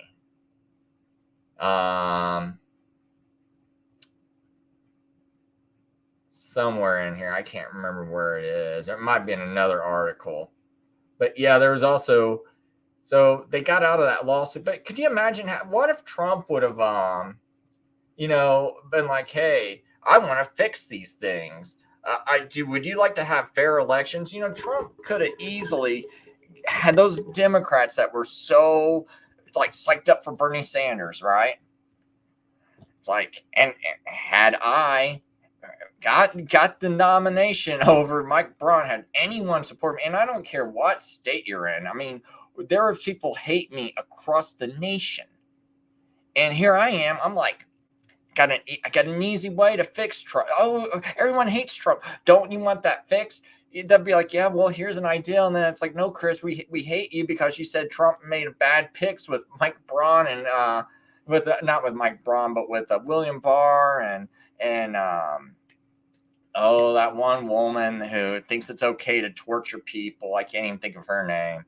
And then he also picked that CDC director, Robert Redfield, who got in trouble for medical misconduct. Oh yeah, let's make him. He's Roman Catholic. Let's make him the CDC director, right? He's every bit as bad as Fauci. But Trump nominates him, and everyone cheering for him, and Kavanaugh, right? And it's like, okay, someone gets these picks, but it looks like I'm right. And now here I could have said, hey, why don't we bring this up to the Democrats, and we'll say, hey, you want to fix it, you want to help fix it. That would have won him some Democrats, instead of listening to all this Russia collusion nonsense that we listened to for almost 4 years straight, where they were crying about that. He could have been bringing things like this up, like, hey, I want to fix these things, try to win those people over, right? Instead, it seems like he was always playing into it and not trying to win them. And then it comes back to, okay, if you want to think that he's not one of them, right? Let's say you think he's actually a legit candidate. Well, he's really stupid because he could have already. He knows he's going to, if you want to run for president again, hey, why don't you start cleaning up some of the election stuff going on? Right? Here's a lot of good evidence. Everybody, it's not like this was a secret to Trump. Trump knew all about this stuff. He's actually knows more details of it than me, right? So it's not like he doesn't know, doesn't have that ideal. It's not like he doesn't hear the Democrats hating him. You don't think you can think of this ideal as, oh, I actually want to run again for president, so maybe I should clean this stuff up.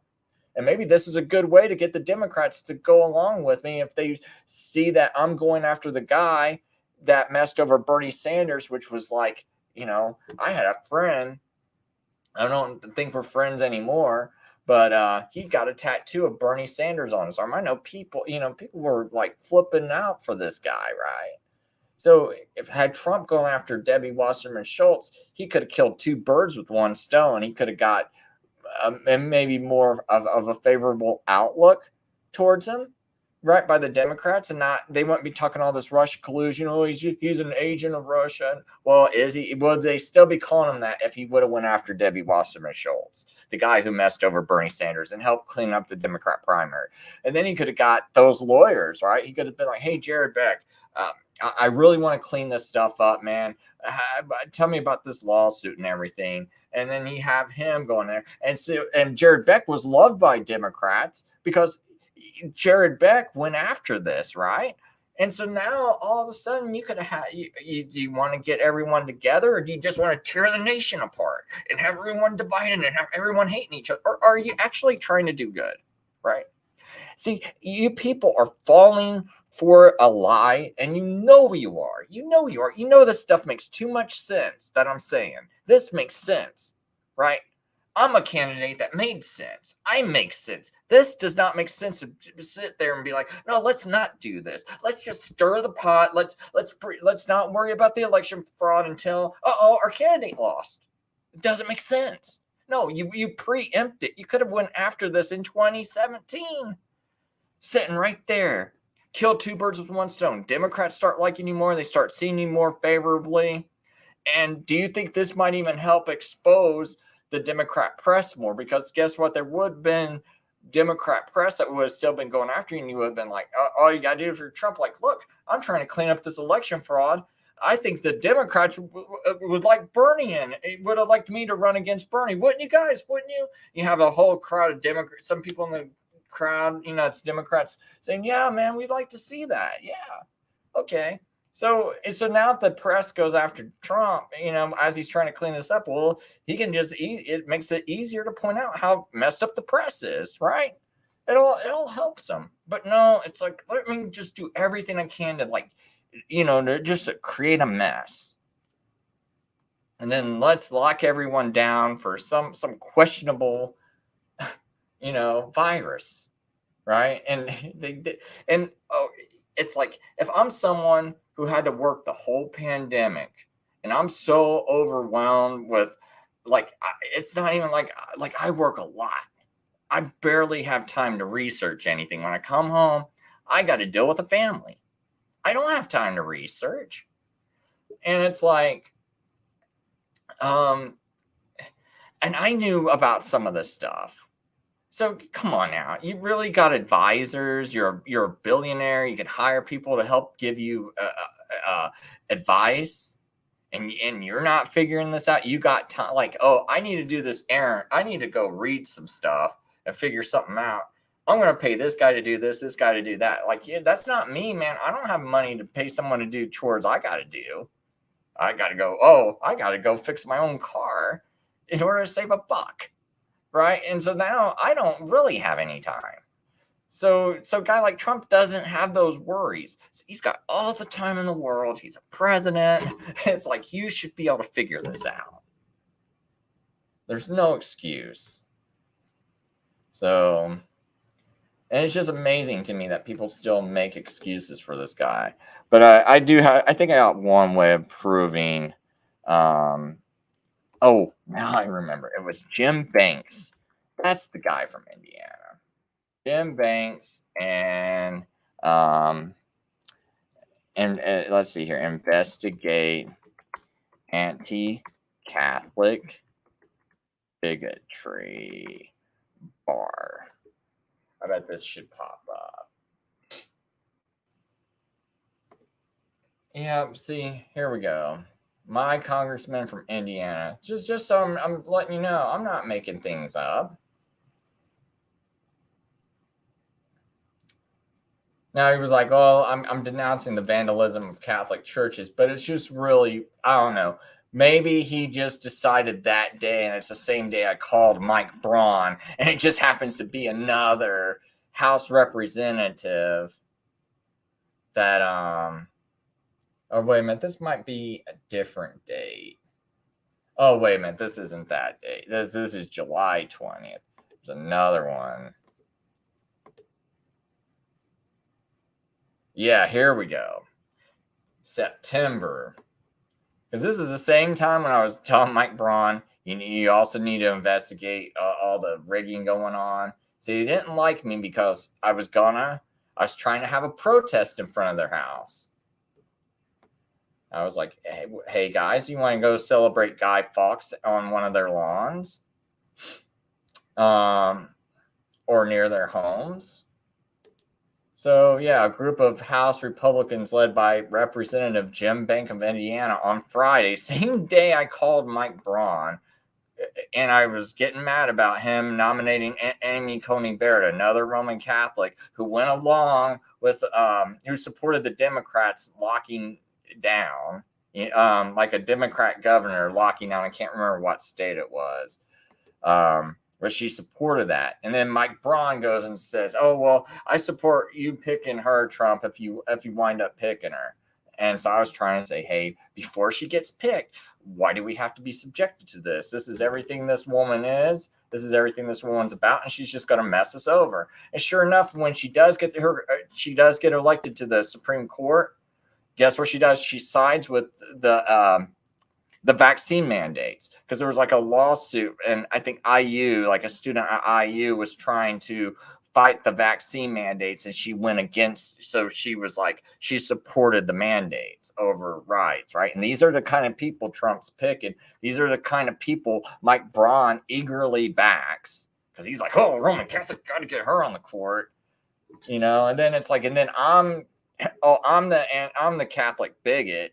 But yet you look like the Protestant hating one, right? Because you look like you're bigoted by hating Protestants. I at least got a reason. I said these people are anti-American and they're anti-freedom, and you're voting for them. And this is not this is why we escaped all those countries and came over and founded America. It wasn't Catholics that came over here and founded America. They would never create a country like America. That's why you have the Catholic Church that ruled for almost let's say it got started in 600 AD. So here's the Catholic Church ruling for about 1,000 years.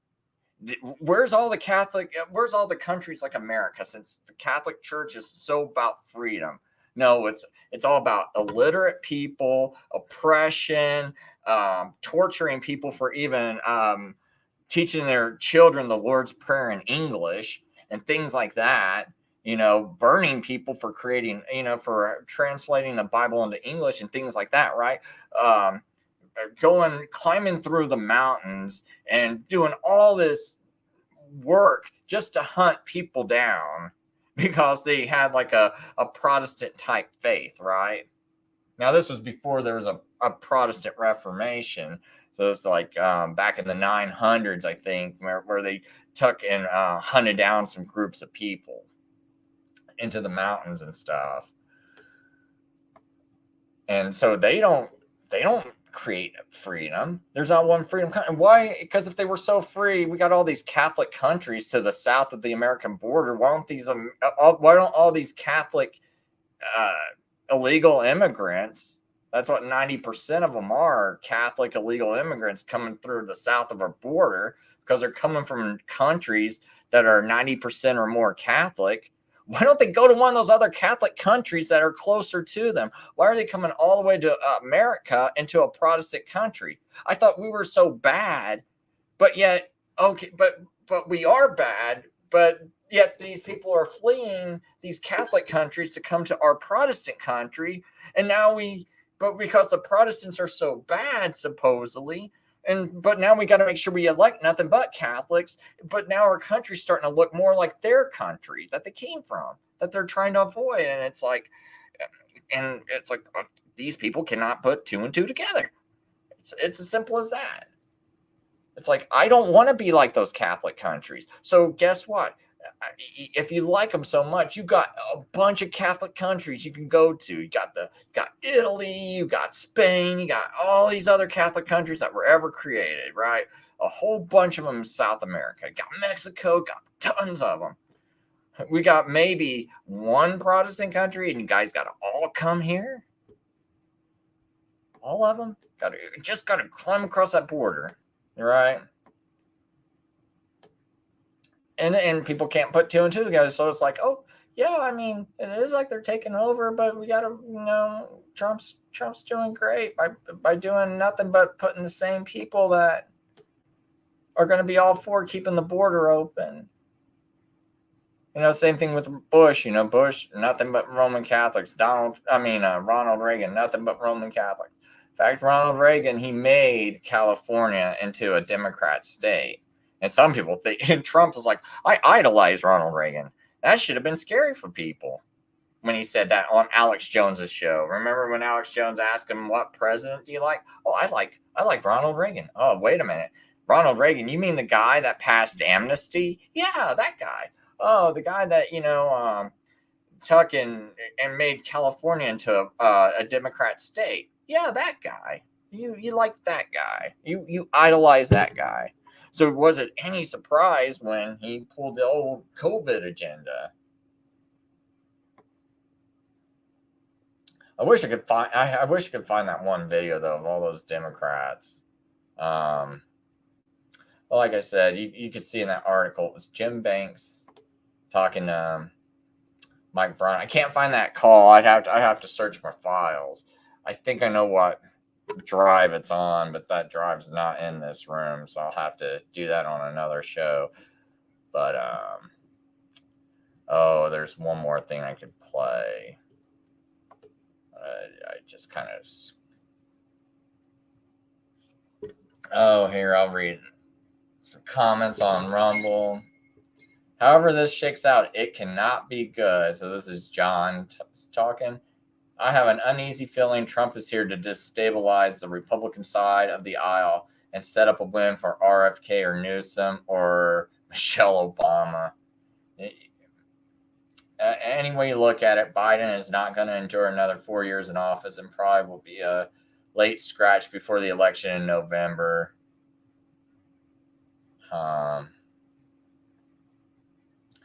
Well, yeah, Trump is definitely here to destabilize. It's like, and really, he's really showing us how dumb the Republican side is. It's just and how emotional they are. It's like the Democrats were supposed to be the ones that are emotional and not thinking, right? But actually, any way you look at it, it's the Republican side.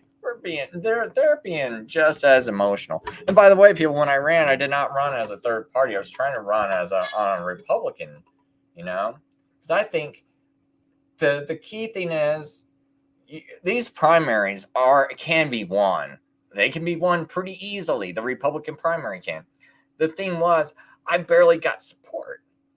Like there's this, I know two legit candidates that won in 2020. I mean, they won little bitty local offices, but they won, right? But one of them could have won a much bigger office, but she couldn't get 10 people to go campaign for her. And that's all what it took was 2 people to stand at 5 different voting places and just tell them that she's against the vaccine and has been at every single rally, standing in the rain even, right?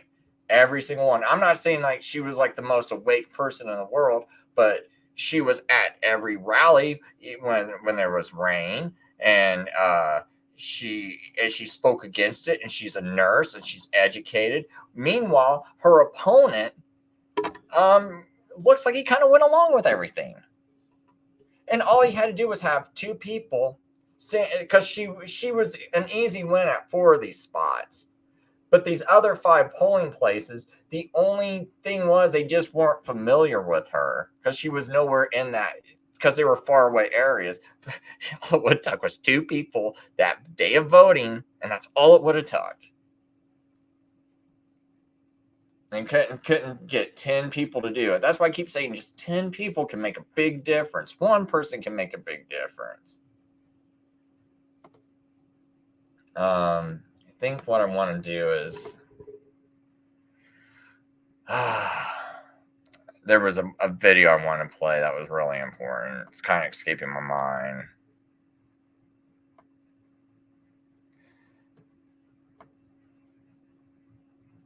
I might actually be able to find that video of.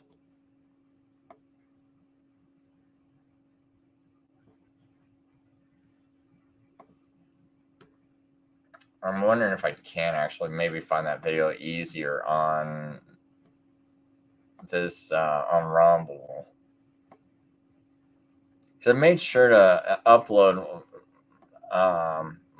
make sure all my better stuff was on Rumble, and I didn't feel like uploading every single thing I ever made, so I just kind of got the better videos on Rumble, or at least maybe, I guess not everything, but there's a lot of I felt it was important enough to make sure I uploaded it.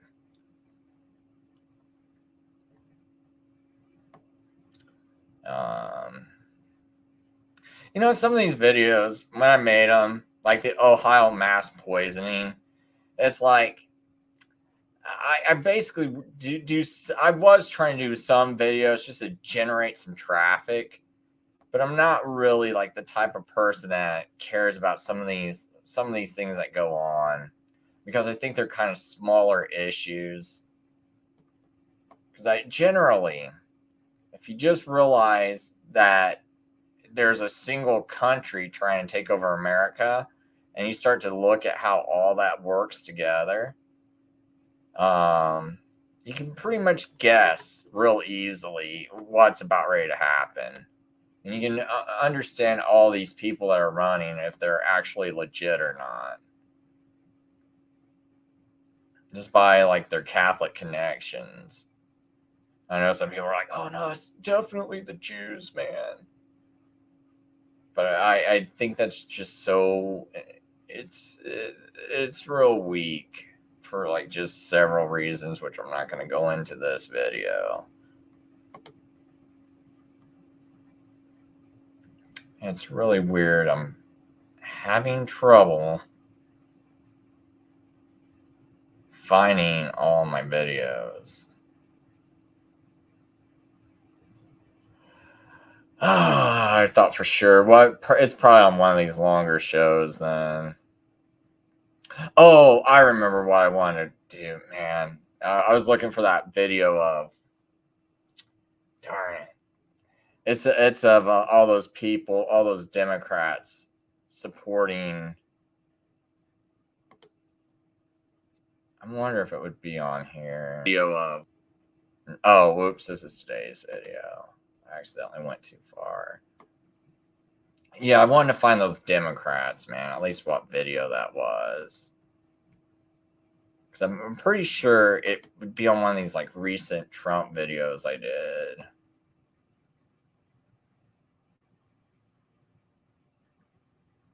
Because I feel like I went pretty far. Let's just see.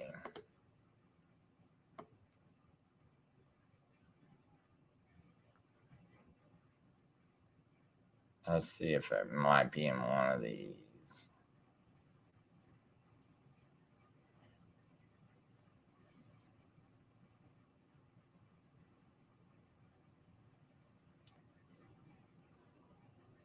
So, well, you know what? While I'm at it, just, oops.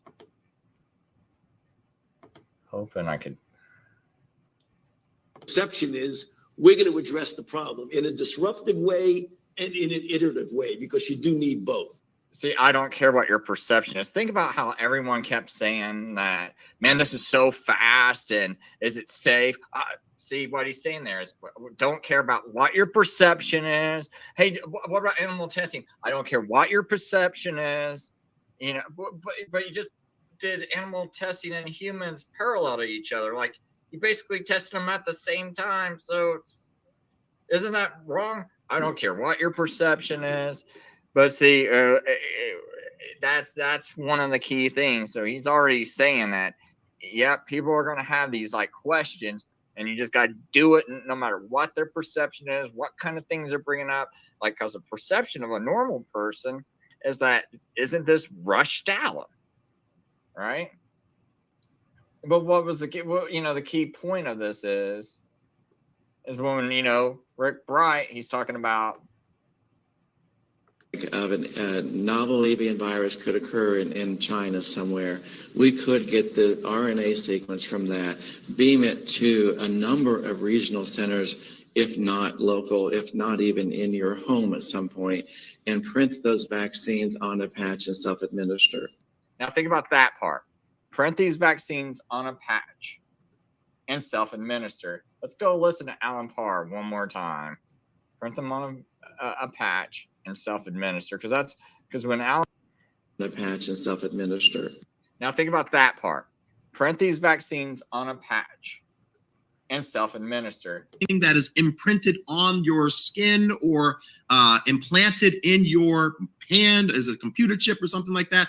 It seems highly unlikely that this vaccination is something that people will be able to point to and say, okay, you got the vaccination. That means you have the mark of the beast, and therefore you can buy and sell, but you don't have the vaccination, so therefore you can't, any more than we can identify people on the street who have the flu vaccine and people who do not. So because the scripture seems to indicate that this is probably something more visible, then it seems highly unlikely that this vaccination is in any way tied to the mark of the beast. So what are my final thoughts? I personally believe that there is no connection with the COVID-19 vaccination and the mark of the beast. I think it's a conspiracy theory. I don't think there's anything different than taking this vaccination as compared to you taking the flu vaccination. Yeah, the flu vaccine, first of all, it's a deadened or weakened virus. Yeah, I'm not going to play this whole video, but again, I forgot I did this video where I was playing all these people that oh no, this isn't the video. Because there's this one video where I went through all these oh yeah, this is the video. It's where I go through all these like so-called Christians, right? So this still goes back to what I said earlier about that scripture. In 1 Corinthians chapter 5 about, it says you are not to associate with anyone who claims to be a brother, which means a Christian, but is sexually immoral, greedy, an adulterer, a verbal abuser, a drunkard, or a swindler. With such a man, don't even eat. So to me, these people are false Christians because they're making this seem like it's a-okay, everything's fine, just go along with it. But I was hoping this video had that Democrat clip in it. Boy, I gotta. Now that that's off the internet.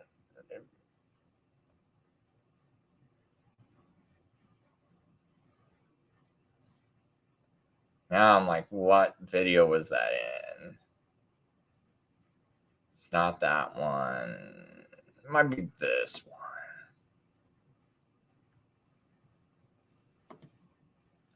So I'm going to see. Oh, yeah, I'll play this part. All right, everyone. Sorry about the late start. Go ahead and widen it. Every time I think about Trump, I get allergic. Oops. I'm in fast speed. Sorry about this. See, but remember when she was like, you never saw someone coughing? Every time I think about Trump, I get allergic. It's almost like every time I think about Trump, I know what the plan is. You know the plan.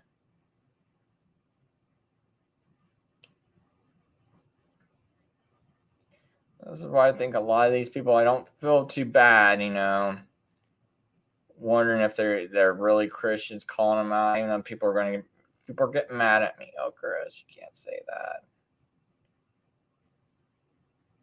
But I might actually have that video in here. Oh boy, I bet I got it in here somewhere. Because I know in some of these long videos, I play this stuff.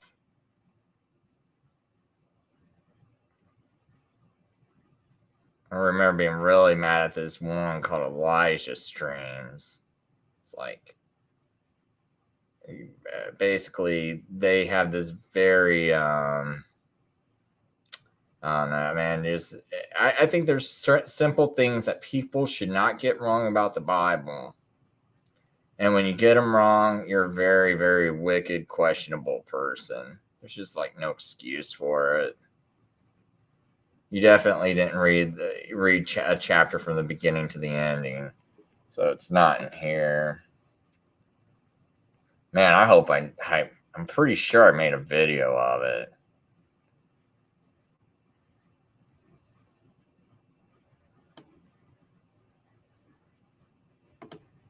Okay.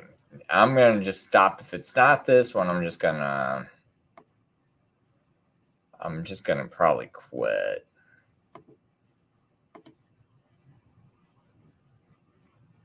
Oh yeah, I was mad because the Seventh-day Adventist Church got me kicked off the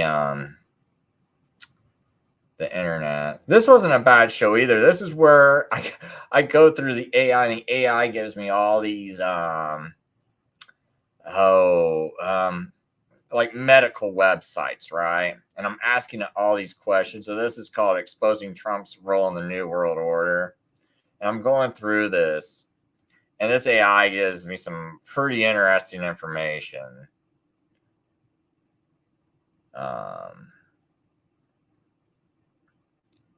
Actually, it's like some of these long Trump videos are actually pretty good that I did.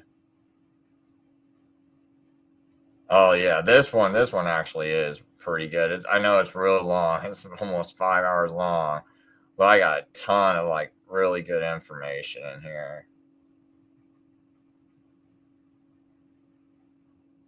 Because you can really kind of see like everything that I kind of briefly mentioned. There's like a lot of details.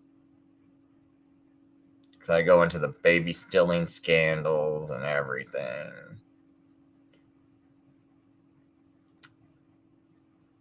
And more predictive programming. I mean, like, people probably remember this part. This thing. Of that print. As soon as she walked out, I thought, oh, she's sick. As soon as she walked out, I thought, oh, she's sick. But like, yeah, that was like Project Runway in 2019. That's before there was even COVID, right?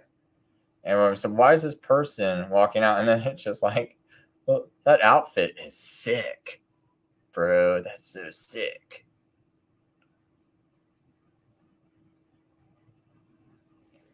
But I mean, before someone goes, oh no, Trump's legit, I really wish someone would.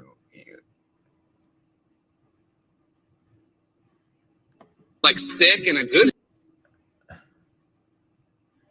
population has developed antibodies to the virus. The serology testing lets us know that we have hundreds of thousands of people that have already developed. Oh yeah, see, this was a real old video I found because this was like around April of 2020. So while I'm searching through this, I'm gonna play this. See, antibody testing suggests wider COVID-19 spread. Well, what that means is that a lot of people actually have this. County modified their stay-at-home orders, allowing some businesses and parks to reopen this past weekend.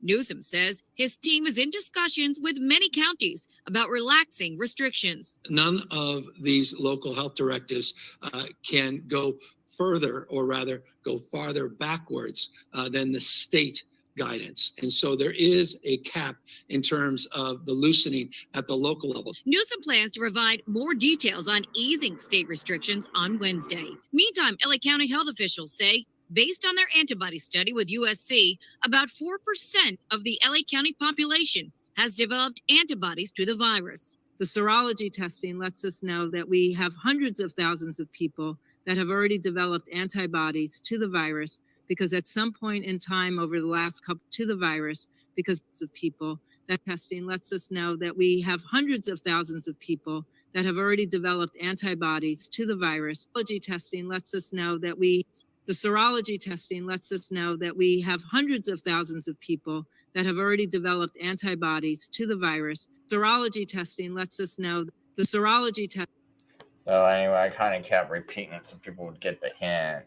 Serology testing lets us know that hundreds of thousands of people already had this, which means it's actually not as dangerous as Trump is claiming. So he needs to stop renewing the emergency.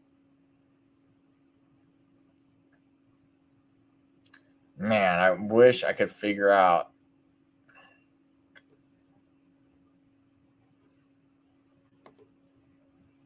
Yeah, I'll try one more time. I know one of these videos, I have to have these Democrats. Oh, wait a minute. I think I found it. No, that's that. I knew it looks something like that. Oh, yeah, I did find it. Finally. Here we go. This is that one that you can't find anymore. You guys waited this long. It's like he's already partnering with Moderna to create it. I mean, that's kind of fishy, right? Hardly. And I mean, and let's see if we can. Let's also remember the Democrats. What were they saying? Oh, I know I got that montage up here somewhere. What were the Democrats saying? Oh, no, the Democrats were pressuring them. The risk to New Yorkers for coronavirus is low. In our city prepared. Let me give you, in case people haven't seen this yet. This, look up there, February 2nd. So Donald Trump's already making a vaccine. So Donald Trump is already starting a vaccine on January 13th. And here's February 2nd. And what's happening? These are Democrats from the months of February to March, all the way up to like maybe a couple of days before Trump locked us down. Listen to what these Democrats are saying. Does this sound like the Democrats are pressuring Donald Trump to make the vaccine? And that's all I want you to listen to as you hear this. The risk to New Yorkers for coronavirus is low, and our city preparedness is high. This should not stop you from going about your life, should not stop you from going to Chinatown and going out to eat. I'm going to do that today myself. Come to Chinatown. Here we are. We're, again, careful, safe, and come join us. There is no concern at this time for coronavirus in our region. The Department of Sanitation is ready for Mardi Gras 2020. The facts are reassuring. We want New Yorkers to go about their daily lives. There's really no need to panic and to avoid activities that we always do as New Yorkers. We are a hardy people. Americans do not need to panic.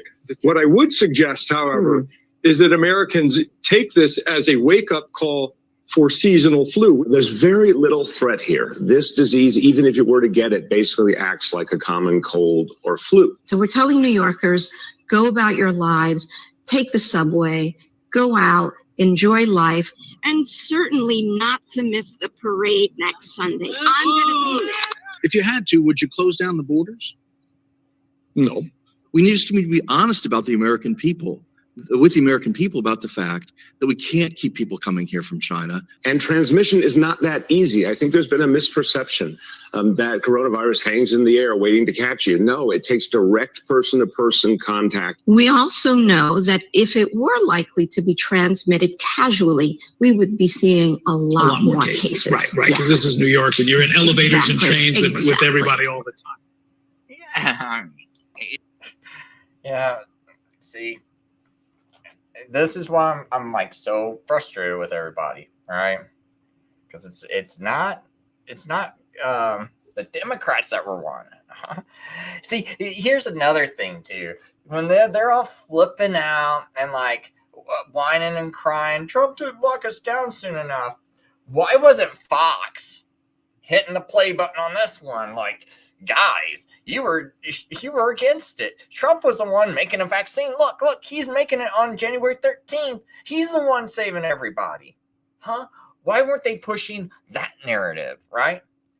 I mean, because Trump did sign it, right? So Trump signed it, and this is such a good thing, and the Democrats are against it. All you got to do is when the Democrats are like, you didn't do it soon enough, you're trying to kill us. No? Okay. If you want to go after the Democrats and make them look stupid, be like, no, see, Trump, he was creating the vaccine on January 13th. He's creating it. You guys are the one that kept saying, no, leave everything open, even Bernie Sanders. And then Trump can beat his chest. Yeah, I'm the one who locked us down. Guys, cheer for me. Cheer for me. Right? And everyone is. They're like, oh, I'm so stupid. I'm going to cheer for Trump. Now, I mean, if you guys really believe he saved you from something, you just go right on ahead and cheer for him. You go, well, I got that vaccine, and yeah, Trump, I love you. You're saving me. But in reality, well, now I'm talking about reality here. If you guys want to, Fox News, hey guys, when these Democrats are like causing riots, thinking you're a bad guy, you just be like, Trump's the one who gave you the vaccine. Trump's the one who locked you down. He's the one who saved you. You Democrats shouldn't be hating him and saying that he's killing people and all this other stuff. How dare you? Look at what you did. Look at what you did. You didn't even want to lock down. You wanted to go party and have a Mardi Gras and Macy's parade. You guys just want to throw a party while meanwhile Donald Trump, he's trying to lock us down. He's trying to close the borders. And you're like, no, keep them open. You heard Bernie Sanders right at the end there. Keep it open. Right? So obviously, you guys can't yell at Donald Trump, right? Democrats, you guys can't yell at him. You got to celebrate him. He did what you wanted. Or, I mean, unless you were cheering for these guys when they were saying, don't close things down. So you can see where I'm just like, I got all these clips. I actually paid attention. I'm playing for people. And then people talk trash, even after I show them proof. It just drives me nuts.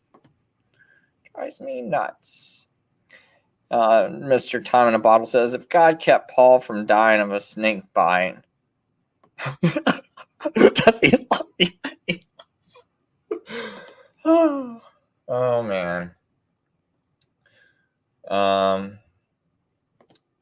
Well, yeah, I don't think it's going to destroy.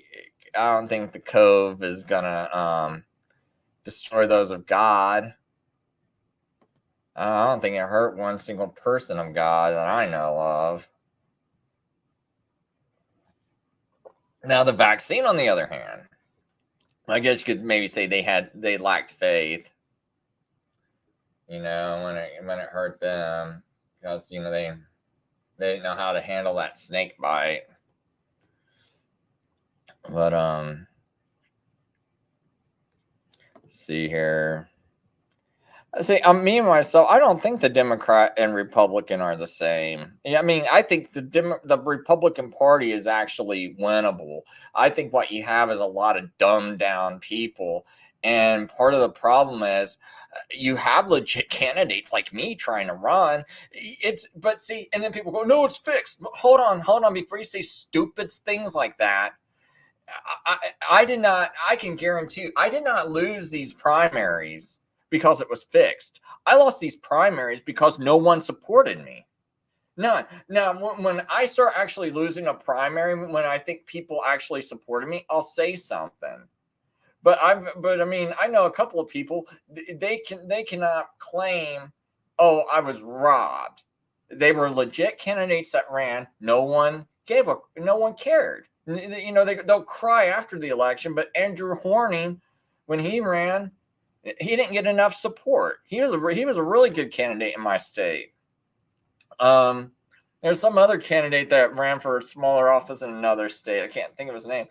I actually think Shivai Dore, even though I really hate his cussing and everything, that's why I don't support him. I just don't like how he carries himself, right? But I mean, I think he probably not legitimately. I think that election wasn't legit. That happened in Massachusetts in 2020. I don't think that was a legitimate primary loss. And I try to have that. I asked for that to be investigated. And there was someone else, I think from Arizona, that was trying to get my senator to look into. And instead, it's like you see the crap that he greets me with. At least I feel like it. I mean, like I said, I don't know for sure, so I don't want to, say anything for sure. But I know one thing: it seems like he didn't listen to me. I never got a response back from him, and I do have the calls recorded.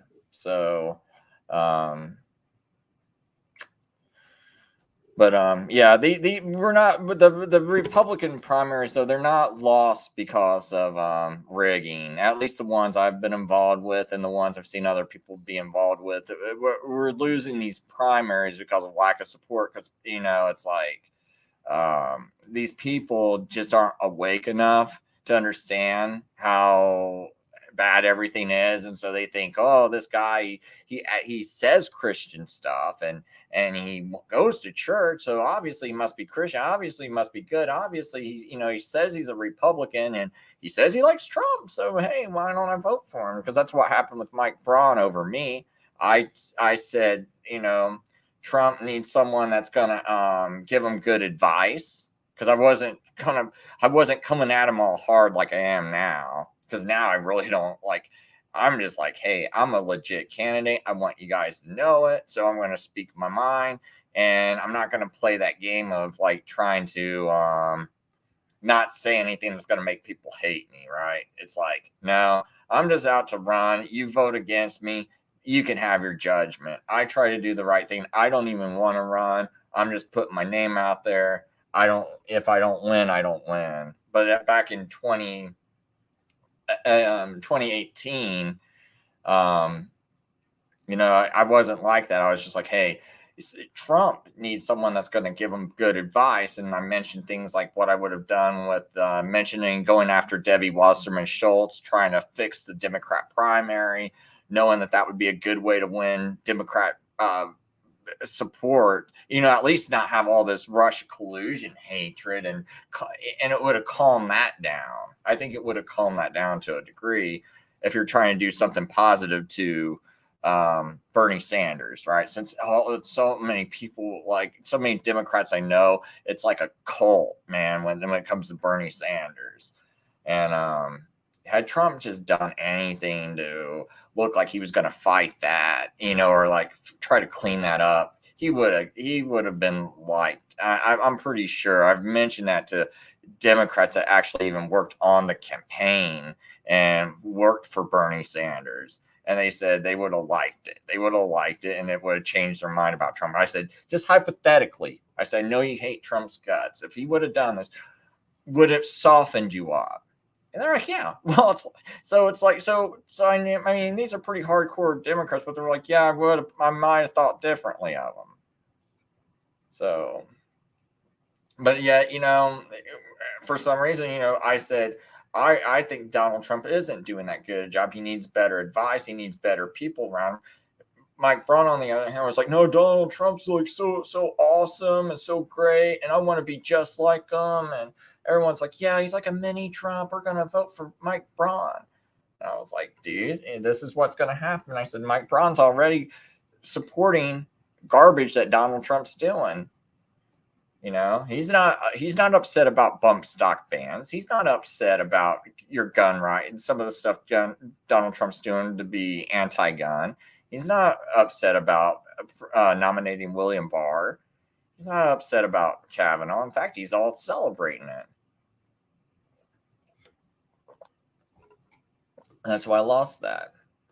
Well, I got so low support, I just didn't even bother going into that primary, because I'm like, dude, if I'm only getting about like just so little what do you call it, alternative media run, and it was so dismal, I was just like, I just don't have that time to invest. The only reason I'm doing it this year is because I'm angry. Still don't have that kind of time to invest, but I don't know. I feel like it's my duty. I feel like judgment's coming on America. And that's that. So anyway, that's it. That's my show. A 2-hour show is good enough. I'm going to make some short videos about various religious topics. So later.